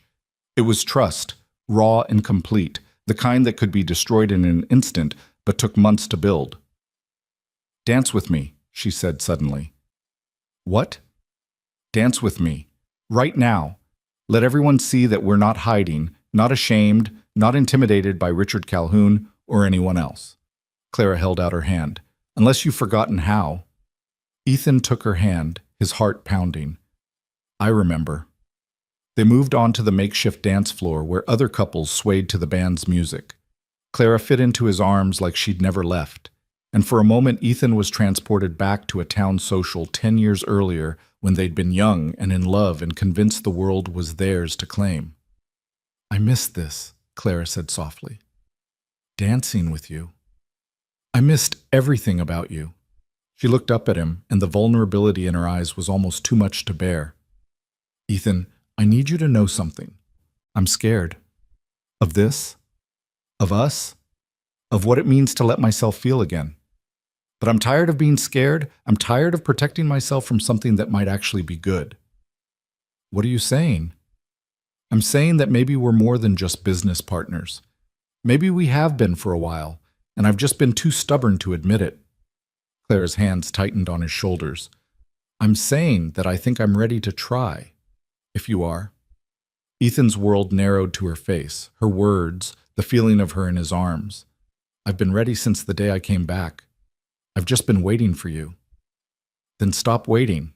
He kissed her there, in front of the entire town, in the middle of the spring festival with the band playing and children laughing and the whole world watching. It wasn't their first kiss. That had been years ago, desperate and sweet and full of youthful passion.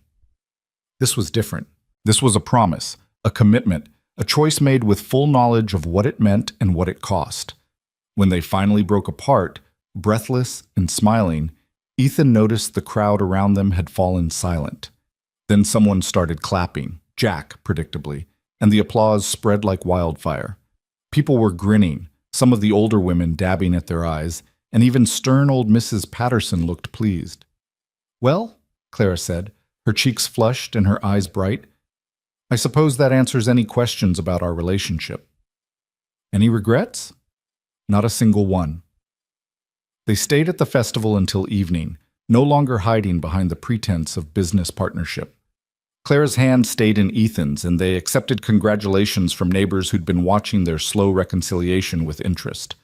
It felt like coming home in a way that geography never could, being accepted, being welcomed, being part of something larger than just themselves. As the sun set and the festival began to wind down, they walked back to the wagon together. The streets were emptying, families heading home, but Ethan and Clara were in no hurry. Stay for dinner, Clara said as they reached her wagon. Please, I don't want this day to end yet. I'd like that. They drove back to Clara's ranch in comfortable silence, the early stars beginning to emerge overhead. Miguel and Carlos had already left for town on their own horses, giving them privacy, and the ranch sat quiet in the gathering dusk. Clara made a simple meal while Ethan built up the fire against the evening chill.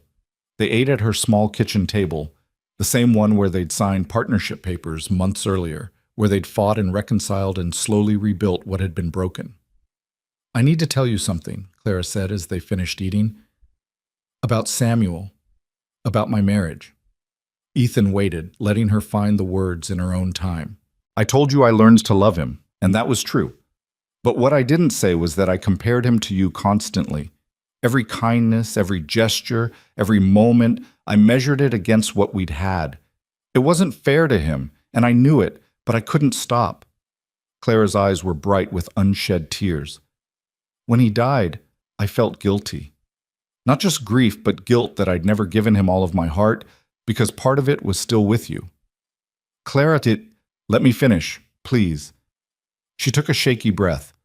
I've spent the last 3 years trying to prove I didn't need anyone, that I could be complete on my own, and I am. But I'm realizing that being complete doesn't mean being alone. It means being whole enough to choose partnership rather than needing it. What are you saying? I'm saying that I choose you, not because I need rescuing or protection or someone to complete me, but because I want you in my life. Because you make me laugh, and you challenge me, and you see me clearly, all of me, even the difficult parts, and you stay anyway. Clara reached across the table and took his hand. I'm saying that I love you, still, again, however you want to describe it. I love you, and I'm ready to build something real with you if you want the same. Ethan felt emotion crash over him like a wave, joy and relief, and a love so profound it was almost painful. I want the same. I've wanted it since the day I came back, maybe since the day I left. He stood and moved around the table, pulling Clara to her feet. I love you. I've loved you for 10 years, even when I was trying not to, even when I thought I'd lost any right to. You're it for me, Clara. You always have been. She kissed him then, deep and sure, and Ethan wrapped his arms around her and held on like she was the only solid thing in a spinning world. When they finally broke apart, both of them were crying and laughing at the same time. So what now? Clara asked. Now we build. Together. Whatever that looks like. Ethan brushed a tear from her cheek. Though I should probably court you properly. Take you to dinner, bring you flowers, all the things I didn't do enough of the first time around. We're business partners who own property together and just announced our relationship to the entire town. I think we've moved past traditional courting. Still, you deserve to be courted, to be chosen deliberately and publicly and repeatedly. Ethan smiled. So that's what I'm going to do. Fair warning. I can live with that. They spent the rest of the evening talking, making plans for the ranch and for their future together. It was practical and romantic at once, discussing fall planting schedules and whether they'd combine their operations entirely or maintain separate ranches while living together. Where they'd live, how they'd manage the crews, what their partnership would look like as it evolved from business into something more. As midnight approached, Ethan reluctantly prepared to leave. Propriety still mattered, especially in a small town, and he wanted to do this right. Come back tomorrow? Clara asked at the door. Try to keep me away? He kissed her goodnight, sweet and lingering, then rode home under a sky full of stars. The night air was cool and fresh, carrying the scent of spring flowers and new grass, and Ethan felt more alive than he had in years. Jack was waiting on the porch when he arrived, smoking his pipe and looking smug. Took you long enough, the foreman said. We were being careful. You were being idiots. Everyone could see how you felt about each other. Everyone except you two. Jack stood and stretched. I'm glad you finally figured it out. Your father would be pleased. The mention of his father sent a pang through Ethan's chest. I wish he was here to see it. He is, in a way. This is what he wanted, you and Clara building something together, making better choices than he did. Jack knocked ash from his pipe. You gonna marry her? When she's ready. I'm not rushing this. We're going to do it right this time. Good. She deserves that. Jack headed toward the bunkhouse, then paused. Ethan, you did good. Coming back, facing your mistakes, fighting for her. Your father couldn't do that when it mattered. You did. That counts for something. The words settled over Ethan like a benediction. He sat on the porch long after Jack had gone to bed, watching the stars wheel overhead and thinking about choices and consequences and the strange paths that led people home. The next months passed in a blur of work and growing intimacy. Ethan courted Clara with the kind of intentionality he should have shown years earlier, bringing her wildflowers he found on his morning rides, surprising her with books she'd mentioned wanting to read, showing up to help with difficult tasks without being asked. They had dinner together most evenings, alternating between her ranch and his, building a shared life one meal at a time. The physical intimacy grew as well, carefully and with mutual respect. They'd learned patience through their separation, learned that some things were worth waiting for. When Clara finally invited Ethan to stay the night, it was a choice made with clear eyes and full hearts, and the morning after found them tangled together in her bed, happy in a way that felt both new and familiar. Marry me, Ethan said into the quiet dawn. Clara stirred against his chest. What? Marry me. Not today, not next week, but soon. When you're ready. He ran his fingers through her hair, marveling that he had the right to touch her this way. I want to build everything with you. Not just ranches and business partnerships, but a life, a family, a future. Clara was quiet for a long moment, and Ethan's heart pounded as he waited for her response. Yes, she said finally. Yes, I'll marry you, but on one condition. Anything. We do it as equals. Not you saving me, not me needing you, but two people choosing each other because we make each other better. Partners in everything. Partners in everything, Ethan agreed and kissed her to seal the promise. They announced their engagement at Sunday dinner with Jack, Miguel, and Carlos, who celebrated with an enthusiasm that suggested none of them were remotely surprised. Word spread through town with the speed of wildfire, and the congratulations poured in from neighbors and friends who'd been invested in their story from the beginning. Richard Calhoun's response was notably absent, but Ethan and Clara didn't let his silence dampen their happiness. They had each other, they had their land, and they had a future that was finally, blessedly, theirs to build. The wedding was set for late summer, giving them time to prepare and plan. Clara insisted on a simple ceremony, no extravagance, no fuss. Just the people who mattered gathered to witness their commitment.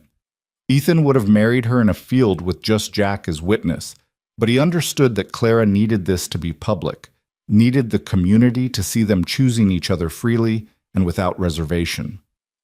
As summer deepened and the wedding approached, they combined their operations officially, merging herds and crews and creating something larger and more sustainable than either ranch had been separately.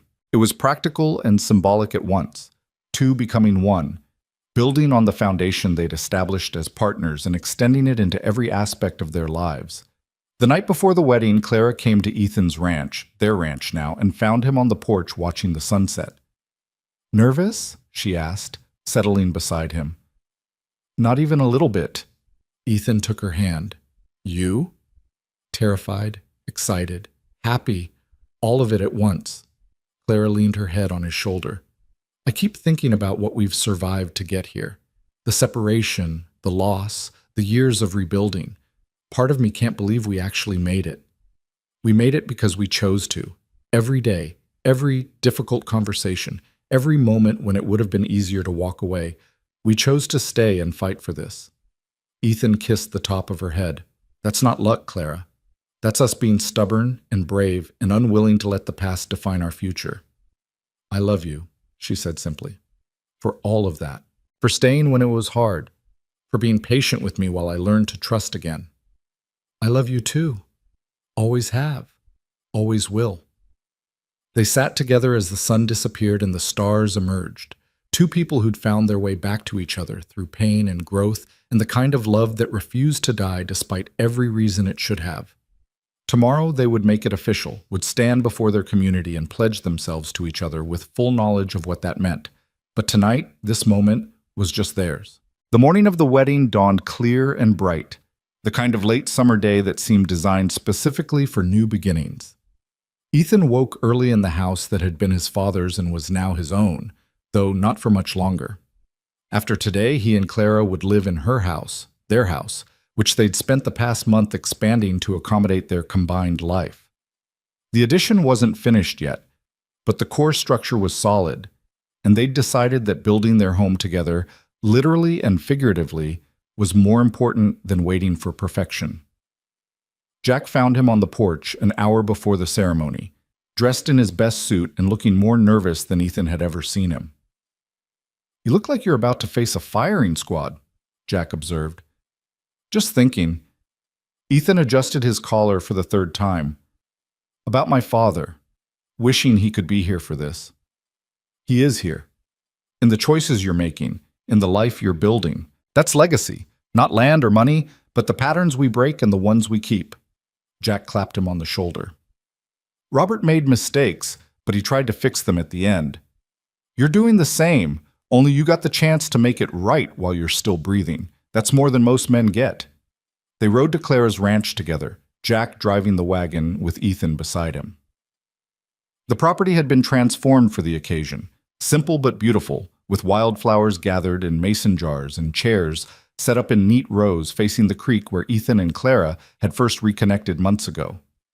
It was fitting, Ethan thought, to marry her in the place where they'd begun rebuilding their foundation.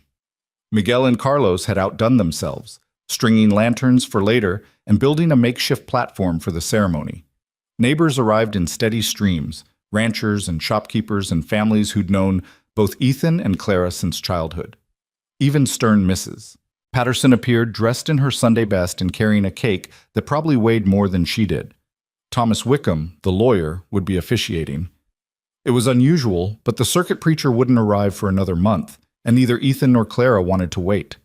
Besides, Wickham had been present for every legal milestone in their relationship. The reading of Robert Cole's will, the partnership agreement, the Harrison parcel purchase. It seemed appropriate that he'd be the one to legally bind them in marriage as well. Ethan stood by the creek with Jack beside him as best man, watching guests arrive and trying to calm the butterflies in his stomach. He wasn't nervous about marrying Clara. That was the surest thing in his life. But the public nature of it, the finality of standing before their entire community and claiming each other, carried a weight that was both exhilarating and terrifying. Then he saw her. Clara appeared from her house wearing a simple cream-colored dress that somehow made her look more beautiful than any elaborate gown could have. Her hair was down, falling in dark waves over her shoulders, and she carried a bouquet of the same wildflowers that decorated the ceremony space. She walked toward him alone. No father to give her away. No need for that particular tradition. She was giving herself, making this choice of her own free will, and the independence of it made Ethan's throat tight. Their eyes met, and Clara smiled with such pure joy that Ethan felt something break open in his chest. This was real. After everything, the separation, the pain, the years of penance and rebuilding, they'd arrived at this moment, together. Clara reached him and took his hands, and Wickham began the ceremony with words about partnership and commitment and the choice to build a life together. Ethan heard it all through a haze of emotion, his focus entirely on Clara's face, on the way her hands trembled slightly in his, on the tears shining in her eyes that matched his own. When it came time for vows, Clara spoke first, her voice steady despite the emotion underlying every word.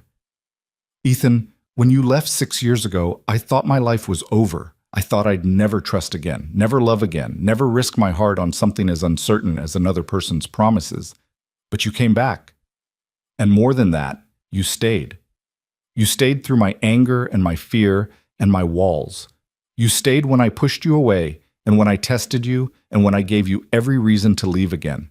You stayed, and you proved that sometimes people do change.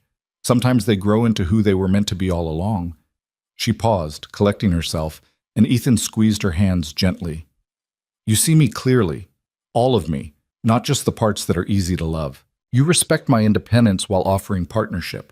You challenge me while supporting me. You make me laugh, and you make me think, and you make me brave enough to risk everything on the belief that this time we'll get it right.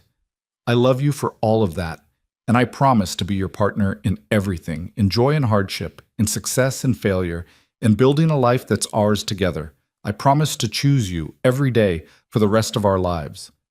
Ethan had to clear his throat twice before he could speak, and even then his voice was rough with emotion. Clara, I don't deserve you. I know that. I knew it when I left, and I know it now, but you're giving me the chance anyway, and I promise not to waste it. I promise to stay, even when it's hard. Especially when it's hard. I promise to be honest, even when the truth is uncomfortable. I promise to respect your strength while offering mine. I promise to build with you, not for you. To stand beside you, not in front of you. He took a shaky breath, aware of every eye on them, but seeing only Clara. You asked me once what I wanted from you, and I didn't have a good answer. But I do now. I want a lifetime of mornings waking up beside you. I want to build something that matters, not just a ranch or a business, but a family, a legacy, a love that other people look at and believe in. I want to be the man you deserve, and I promise to spend every day of the rest of my life trying to become him. I love you. I've loved you since I was 22 years old, and I'll love you until the day I die. That's my vow. Wickham pronounced them married with a smile that suggested he was as emotionally invested in their story as everyone else present. You may kiss your bride. Ethan pulled Clara close and kissed her to the sound of applause and cheers, and in that moment, everything else fell away. The past no longer mattered. The future was uncertain. But this, Clara in his arms, their community witnessing their choice, the absolute certainty that he was exactly where he belonged, this was everything. The celebration that followed was simple but joyful. Tables had been set up near the house, loaded with food that neighbors had contributed. Music came from a fiddle player who'd known both Ethan and Clara since childhood, and couples took turns dancing while children ran wild and adults talked and laughed and celebrated the union that half the town had been betting on for months. Jack got progressively drunker and more sentimental, at one point pulling both Ethan and Clara into a crushing hug and declaring them the best thing that ever happened to this godforsaken valley. Miguel and Carlos presented them with a hand-carved wooden sign for their combined ranch, Cole and Bennett, that they'd been secretly working on for weeks. Mrs. Patterson cried openly, dabbing at her eyes with a handkerchief and telling anyone who would listen that she'd known those two would end up together since they were teenagers. The only notable absence was Richard Calhoun, whose lack of appearance felt more like a blessing than an insult. His shadow had hung over their relationship long enough. Today was about celebration, not confrontation. As the sun began to set and the lanterns Miguel and Carlos had hung began to glow, Ethan and Clara slipped away from the party, walking down to the creek where they'd stood for the ceremony. The sounds of celebration continued behind them, but here by the water they had a moment of privacy. Mrs. Cole, Ethan said, testing the name. How does that sound? Strange, Good strange. Clara leaned into his side. Though I'm keeping Bennett for the ranch. Colin Bennett has a nice ring to it. Perfect ring to it. Ethan wrapped his arm around her waist. Thank you.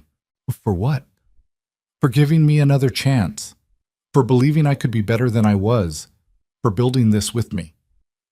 Clara turned in his arms, her face serious despite the joy of the day.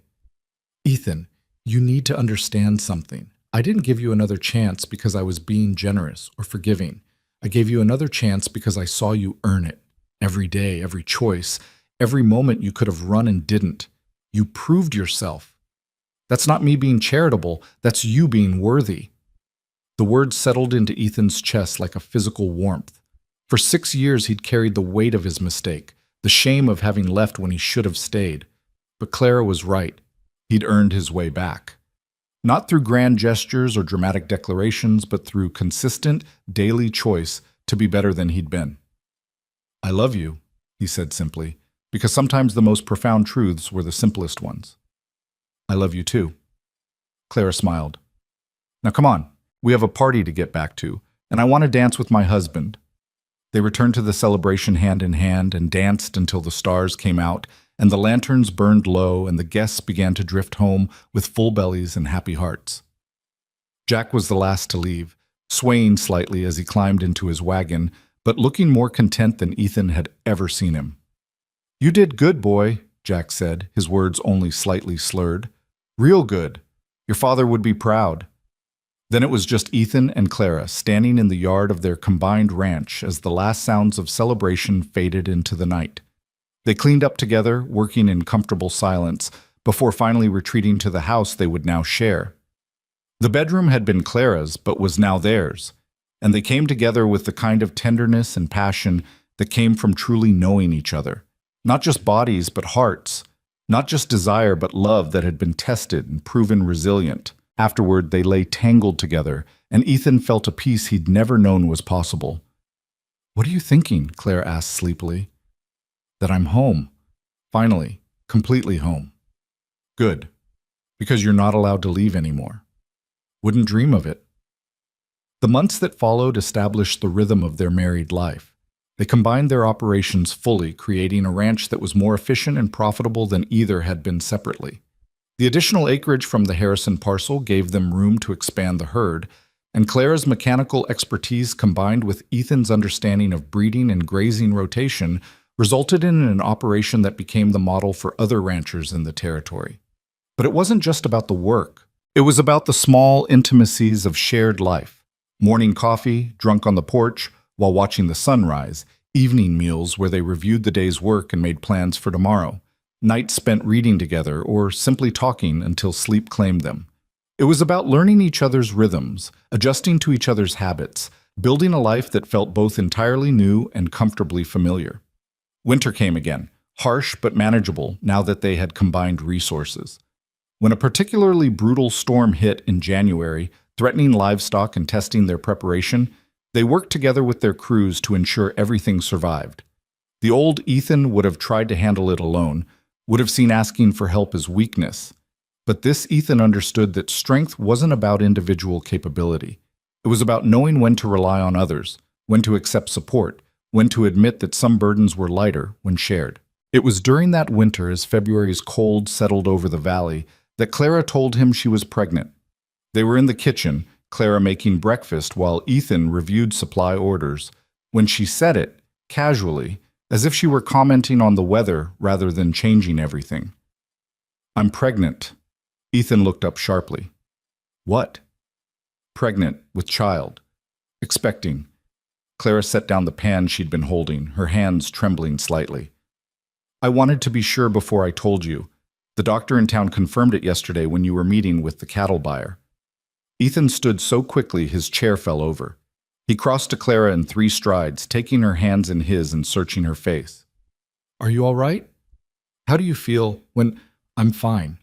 Perfectly healthy. Due in late summer, probably August. Clara smiled, though he could see nervousness beneath it. Are you happy? Because you look terrified. Ethan stopped, trying to identify the tornado of emotions spinning through him. Fear, yes, but also joy so profound it was almost painful. Hope, wonder, the bone-deep certainty that this was right, that they were ready. I'm everything, happy and scared and so in love with you I can barely breathe. Clara's nervousness eased and she laughed. That's a lot of emotions for before breakfast. Are you happy? Terrified, Clara admitted. But yes, happy. This is what we wanted, right? A family? It is. Ethan pulled her close, careful of her as if she were made of glass, even though he knew she was stronger than that. We're going to be parents. The reality of it settled over them gradually. The implications, the changes, the need to adjust their plans to account for this new life they were bringing into the world. But mostly, they felt joy. Pure, uncomplicated joy at the prospect of creating something together that was more than land or livestock or business partnerships. Ethan told Jack that evening, and the foreman's response was to get quietly drunk while muttering about damn fool kids growing up and having kids of their own. But his eyes were suspiciously bright, and the next day he started building a cradle in the workshop without being asked. Word spread through the community with the usual speed, and congratulations poured in. Women who'd been through childbirth offered advice, some helpful, some terrifying, and men clapped Ethan on the shoulder with knowing looks that suggested he was in for an adventure. Even Mrs. Patterson appeared with baby clothes she'd been saving, her stern expression softening as she handed them to Clara with rare tenderness. The only sour note came from Richard Calhoun, who they encountered in town during Clara's 4th month. She was beginning to show, her body changing in ways that made the pregnancy undeniable, and Calhoun's gaze lingered on her stomach with an expression Ethan couldn't quite read. "Congratulations," Calhoun said, his tone carefully neutral. "I hear you're expecting." "We are," Clara said coolly. "Thank you. Quite the development. Of course, running a ranch while pregnant and then with an infant will be challenging. If you find you need to sell..." "We won't." Ethan's voice was flat, brooking no argument. "Clara's not doing this alone. We have crews, we have resources, and we have each other. The ranch will be fine." Calhoun's smile was thin. "Of course, I'm sure you'll manage. Though the offer stands if circumstances change. I'd be happy to take the property off your hands at a fair price." "The property is not for sale," Clara said firmly. "It will never be for sale. It's our child's inheritance, Mr. Calhoun. We're building something to pass down. That's not going to change because I'm pregnant." Something flickered in Calhoun's expression, frustration or anger, or perhaps just the recognition that he'd finally completely lost. He'd spent years trying to acquire Clara's land, and now it was permanently out of reach, tied to Ethan's property and their growing family in ways that made separation impossible. "I see," Calhoun said finally. "Then I wish you well." He walked away, and Ethan felt Clara's hand tighten on his arm. "He's not going to stop, is he?" she asked quietly. "Maybe not, but it doesn't matter. We're stronger than he is. Together, we're untouchable." Clara nodded, though worry lingered in her eyes. They finished their shopping and returned home, and Ethan made a mental note to be more vigilant about security, about watching for signs that Calhoun might try something more aggressive than business offers and social pressure. But the months passed peacefully. Spring arrived with its usual rush of green and new life, and they prepared for the baby with the same careful attention they gave to everything else. The addition to the house was completed, creating more space for the nursery and future children. Clara continued working through her pregnancy, stubborn and determined despite Ethan's concerns, though she did accept help more readily as the months progressed. It was in late July, 3 weeks before the baby was due, that the confrontation they'd been half expecting finally arrived. Ethan was in the far pasture checking fence lines when Miguel came racing up on horseback, his expression urgent. "Senor Ethan, come quick! Calhoun's men are at the house!" Ethan didn't ask questions. He spurred his horse into a gallop, covering the distance to the ranch house in minutes that felt like hours. His heart pounded with a fear that was new and terrifying, not for himself but for Clara, for the baby, for everything they'd built. He arrived to find 3 of Calhoun's men in the yard, and Clara standing on the porch with a rifle in her hands. Her face was pale but determined, and Ethan recognized the stance she'd taken, feet planted, weapon ready, prepared to defend what was hers. "What's going on here?" Ethan dismounted quickly, moving to stand beside Clara. One of Calhoun's men, a lean cowboy named Stevens, held up his hands in a gesture meant to be placating. "No trouble, Cole. Mr. Calhoun sent us to discuss a water rights issue. Seems the creek's running low and he's concerned about fair distribution." "The creek's fine," Clara said, her voice steady despite the tension vibrating through her. "We had this conversation last month. The distribution schedule is posted at the boundary marker. Your boss is just trying to cause problems. Now, Mrs. Cole, there's no need to be hostile. It's hostile to show up at someone's home uninvited with 3 armed men," Ethan cut in, his voice dangerously quiet. "You want to discuss water rights? You make an appointment like civilized people. You don't show up like you're planning a raid." Stephen's expression hardened. "Mr. Calhoun is within his rights to what? Intimidate a pregnant woman? Threaten my property?" Ethan took a step forward, and something in his demeanor made all 3 men shift uncomfortably. "You tell Calhoun that if he has issues, he can take them up with me directly.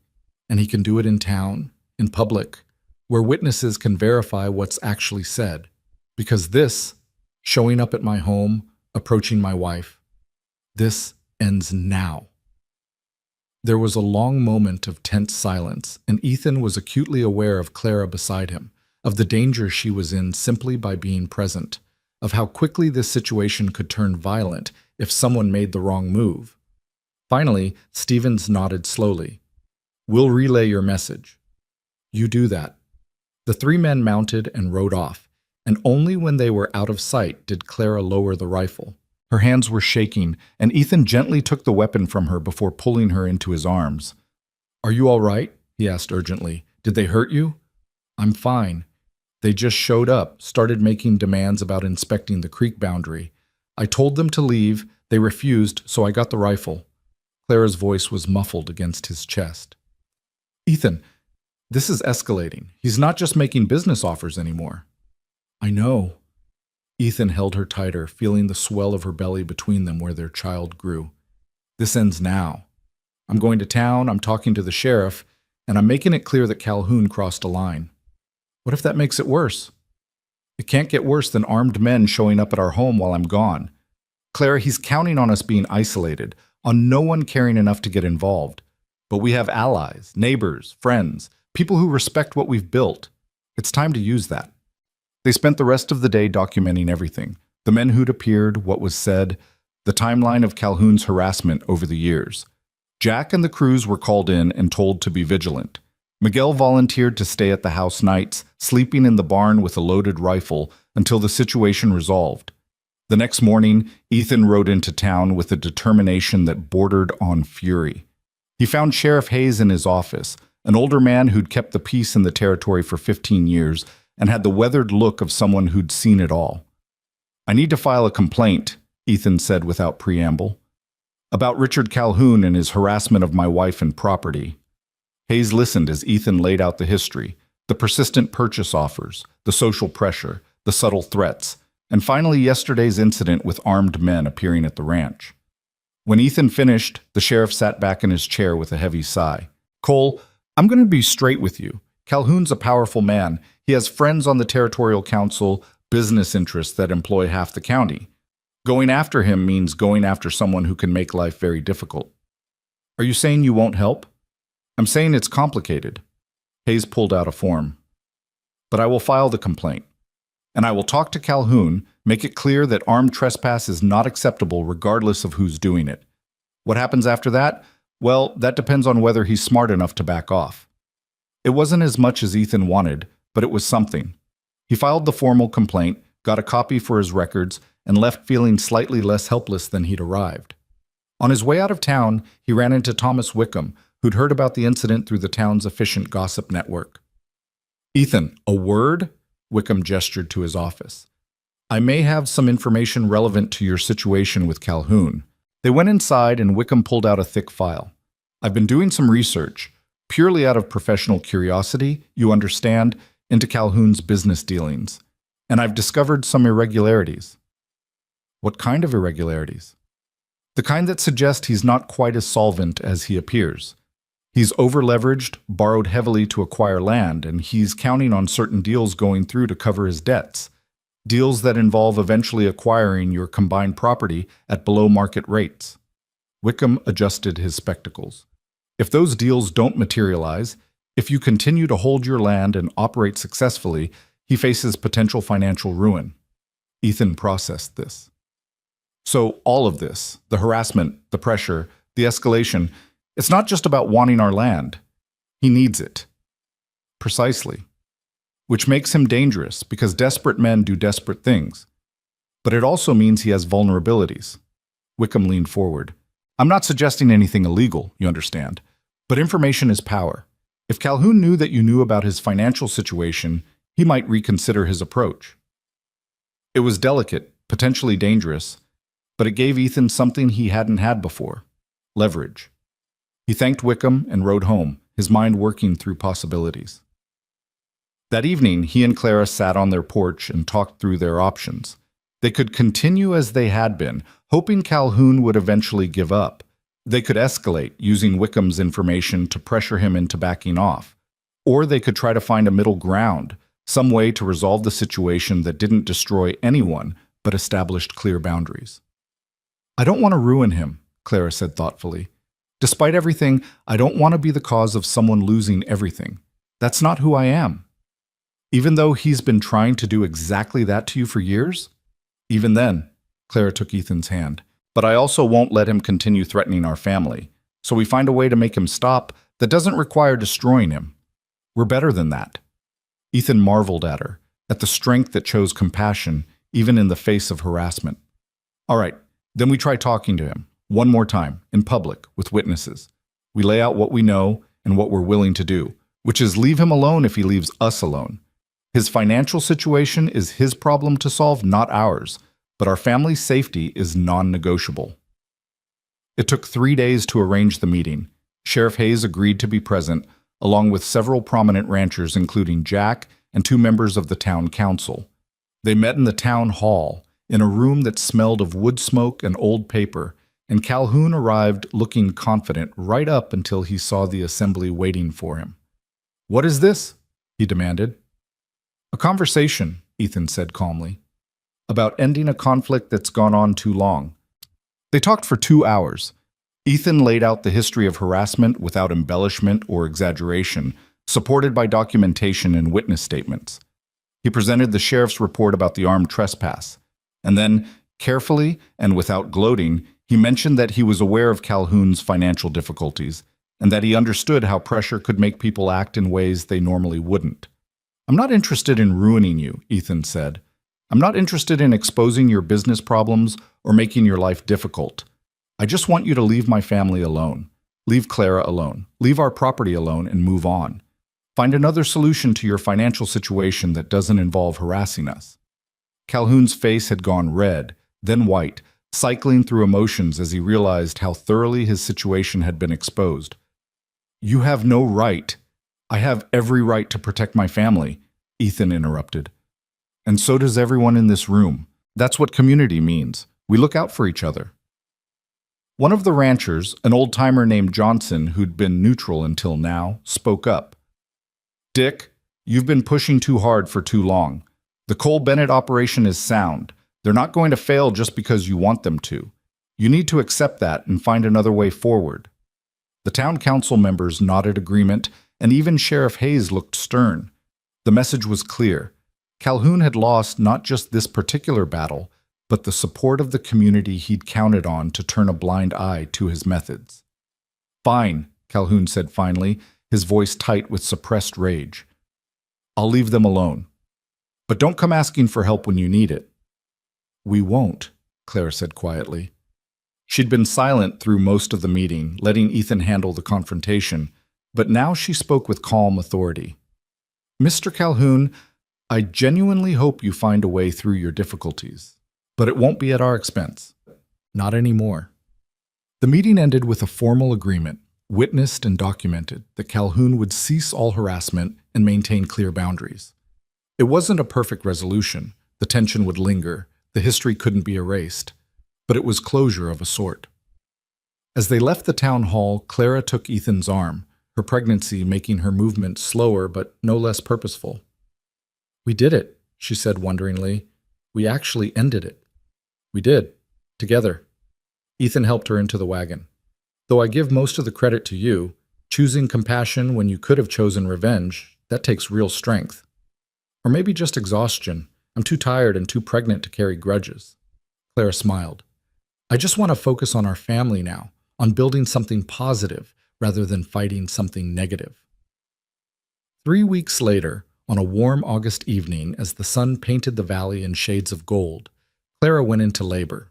Ethan had thought he was prepared. They'd made plans, arranged for the doctor, ensured everything was ready, but nothing, absolutely nothing, could have prepared him for the reality of watching Clara in pain, of feeling helpless as she labored to bring their child into the world.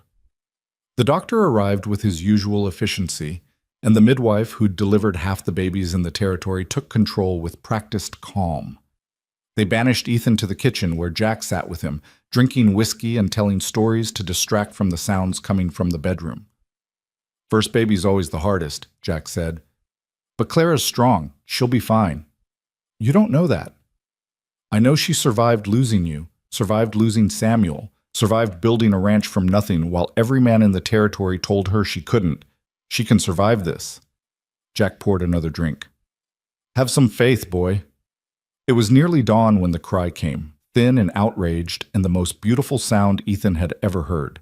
He was on his feet and moving before conscious thought, bursting into the bedroom to find Clara exhausted and radiant, holding a tiny bundle wrapped in cloth. It's a girl, she said, her voice hoarse but joyful. We have a daughter.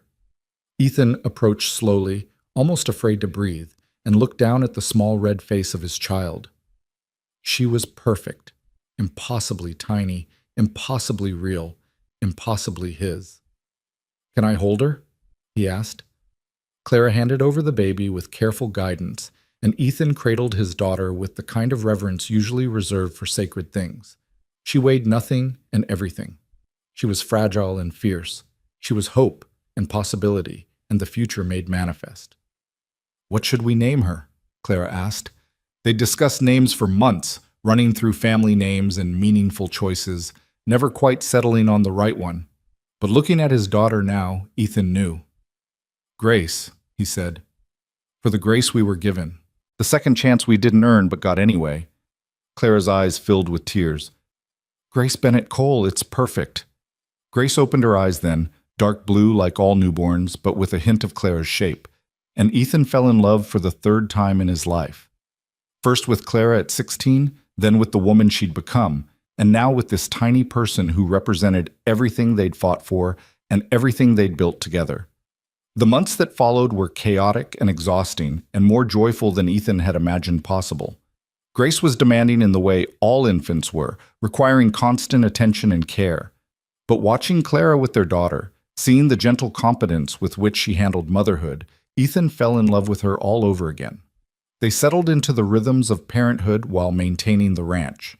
It required adjustment and compromise, and more help than they'd anticipated. Jack proved surprisingly adept with babies, and Miguel's wife Maria came several times a week to help with household tasks and give Clara breaks to sleep or work.